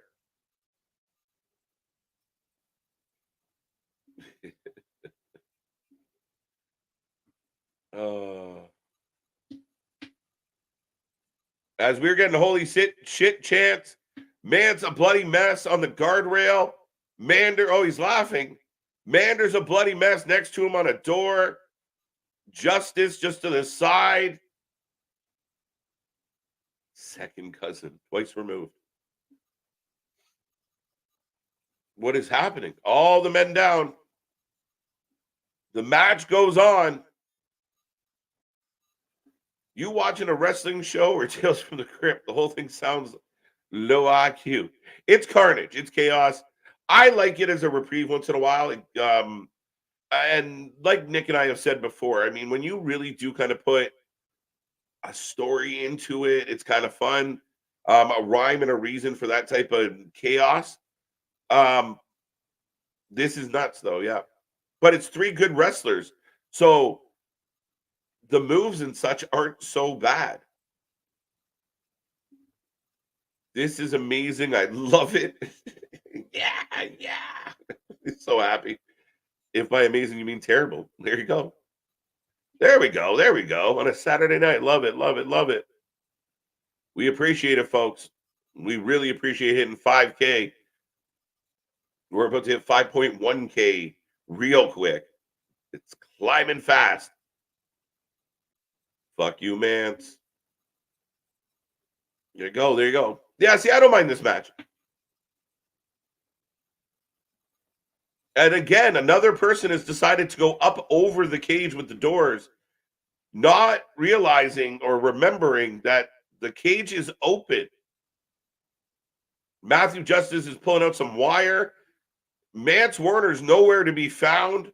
Manders is literally just chucking doors over the cage. Oh, Mance is up now. Yeah, follow along, folks. This isn't easy.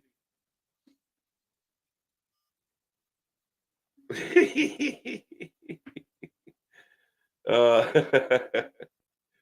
little masochist. I love it. Get him! All three men up. They made it to the apron, folks.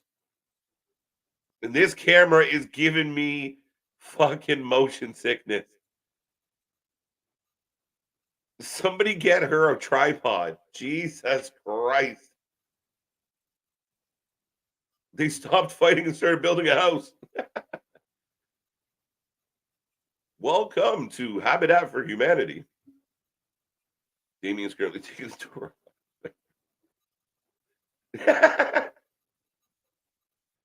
Fucking hell.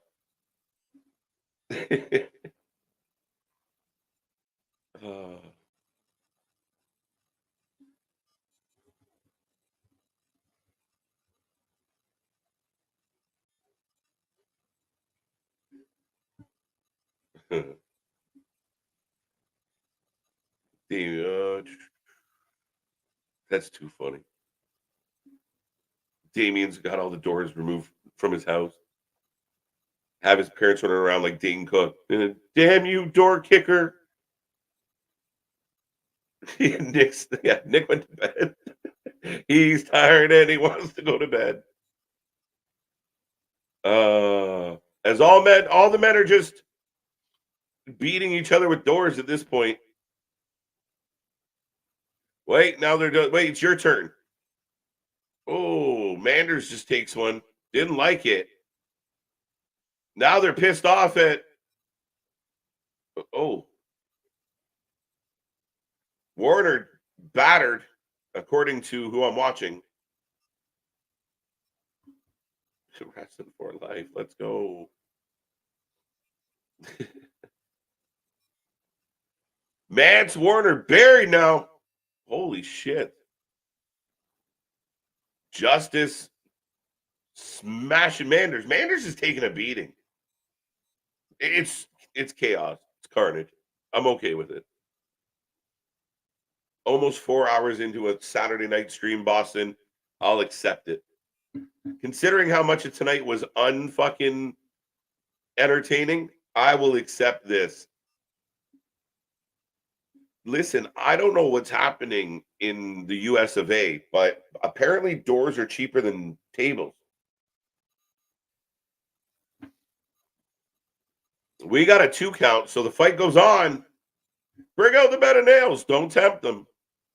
Wouldn't shock me. Hey, they didn't set up those scaffolds for nothing, so hold on tight, folks. All 3 men down again. Mance on the outside.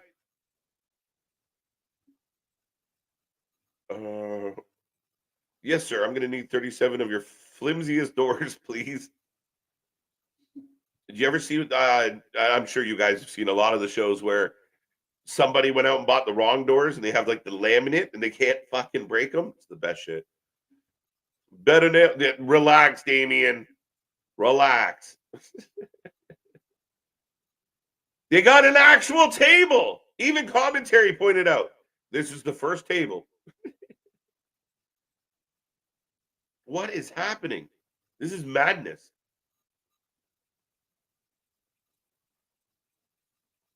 Madness. This is wrestling. By the way, y'all be nice to Damien. Well, Damien's not quiet when everybody started talking shit. Damien's out here. He's a sweet boy. Yeah. Oh, there you go. He's out here better nails. So see, that's it. You know, he ain't stopping. He's happy. He's enjoying.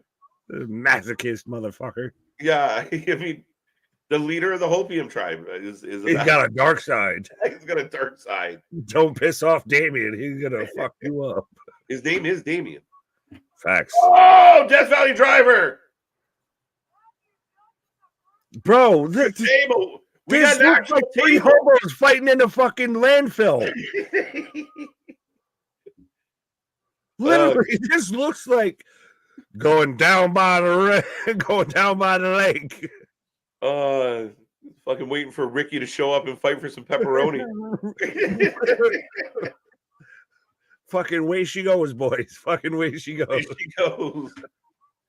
Fucking way on the road. I'm waiting for one of them to get thrown. Hilarious. Now they're just. We're getting trash throwing more trash on trash. Damien is Uncle Howdy. That's my favorite comment of the night. Hey, Nick, what's better, this or Double or Nothing main event? Wait, what, Rocco? I know, that's for Double you. Double or Nothing. We're going scaffolding. Yeah, I said they weren't going to set up the scaffolding for nothing. They took 15 but the minutes. Scaffolding at this point is just like a ladder. Like it's they got like it's like top of the cage. 2 ladders in between scaffolding over the ring. Oh! Manders under the door from the scaffolding. Mance has got to break that up. Mance is going to steal it. Justice with the fucking bullfrog. Just end it.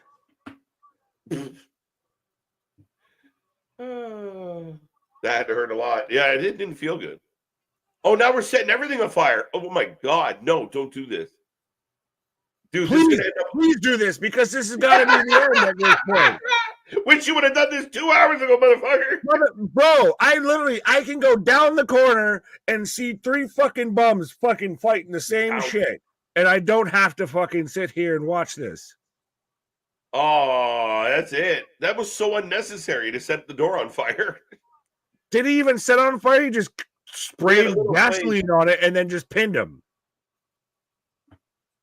He got knocked out by the smell of meth of the lighter fluid. Lighter fluid knocked him out. The fumes took him out. Oh, so they did actually set it on fire. Yeah. Okay. And Cowboy gives the thumbs up to Mance. I'm good, bro. We survived. Well, as literally the door is still on fire as the ref's counting the 3, so that's pretty dope. But yeah, I say that loosely. They took all that time to set up the scaffolding for a fucking frog splash one. Not even a frog splash, just a splash. They could have had this match without the cage. The cage was actually a hindrance more than an addition. I don't know how you feel. I don't know if you want to fully roll through this, but I'm right now at this of show me the way to go home. I'm tired and I want to go to bed. There could be an aftermath. We can't give up yet. No. Aftermath to this? This is the what? The Brooklyn Brawler crawls out of this fucking hobo shed? I was waiting for the whole building to catch fire at this point. Like, literally with the stack of wood. Because that would actually be a thing that would fucking happen. Cage. Yeah, no cage. We had more of a cage on AEW tonight with Brian Cage than we did with the Cage of Horrors. Collision had more of a cage than this. And so they quickly go off the air. So again, I'm ending this. You can say what you want, but I'm at least going to say this last, and we're going to sing along of "Show Me the Way to Go." We're tired and I want to go to bed. Folks, come back for all the things. We good night. I'm sure you guys liked Wrestling Revolver, but fun night. We are back on Monday. Whole lot of questions to be answered. We're here all week long. We just hit 5K. Help us get to 6. And thank you for enjoying us. We're tired and we want to go to bed. I had a little drink about an hour ago. It has gone right to my head. Our shit is real. Our shit is raw. Our shit is authentic. When you talk about that wrestling, you better put that for life with it. See you on the flip side. And don't set anything on fire, Damien. We're watching you.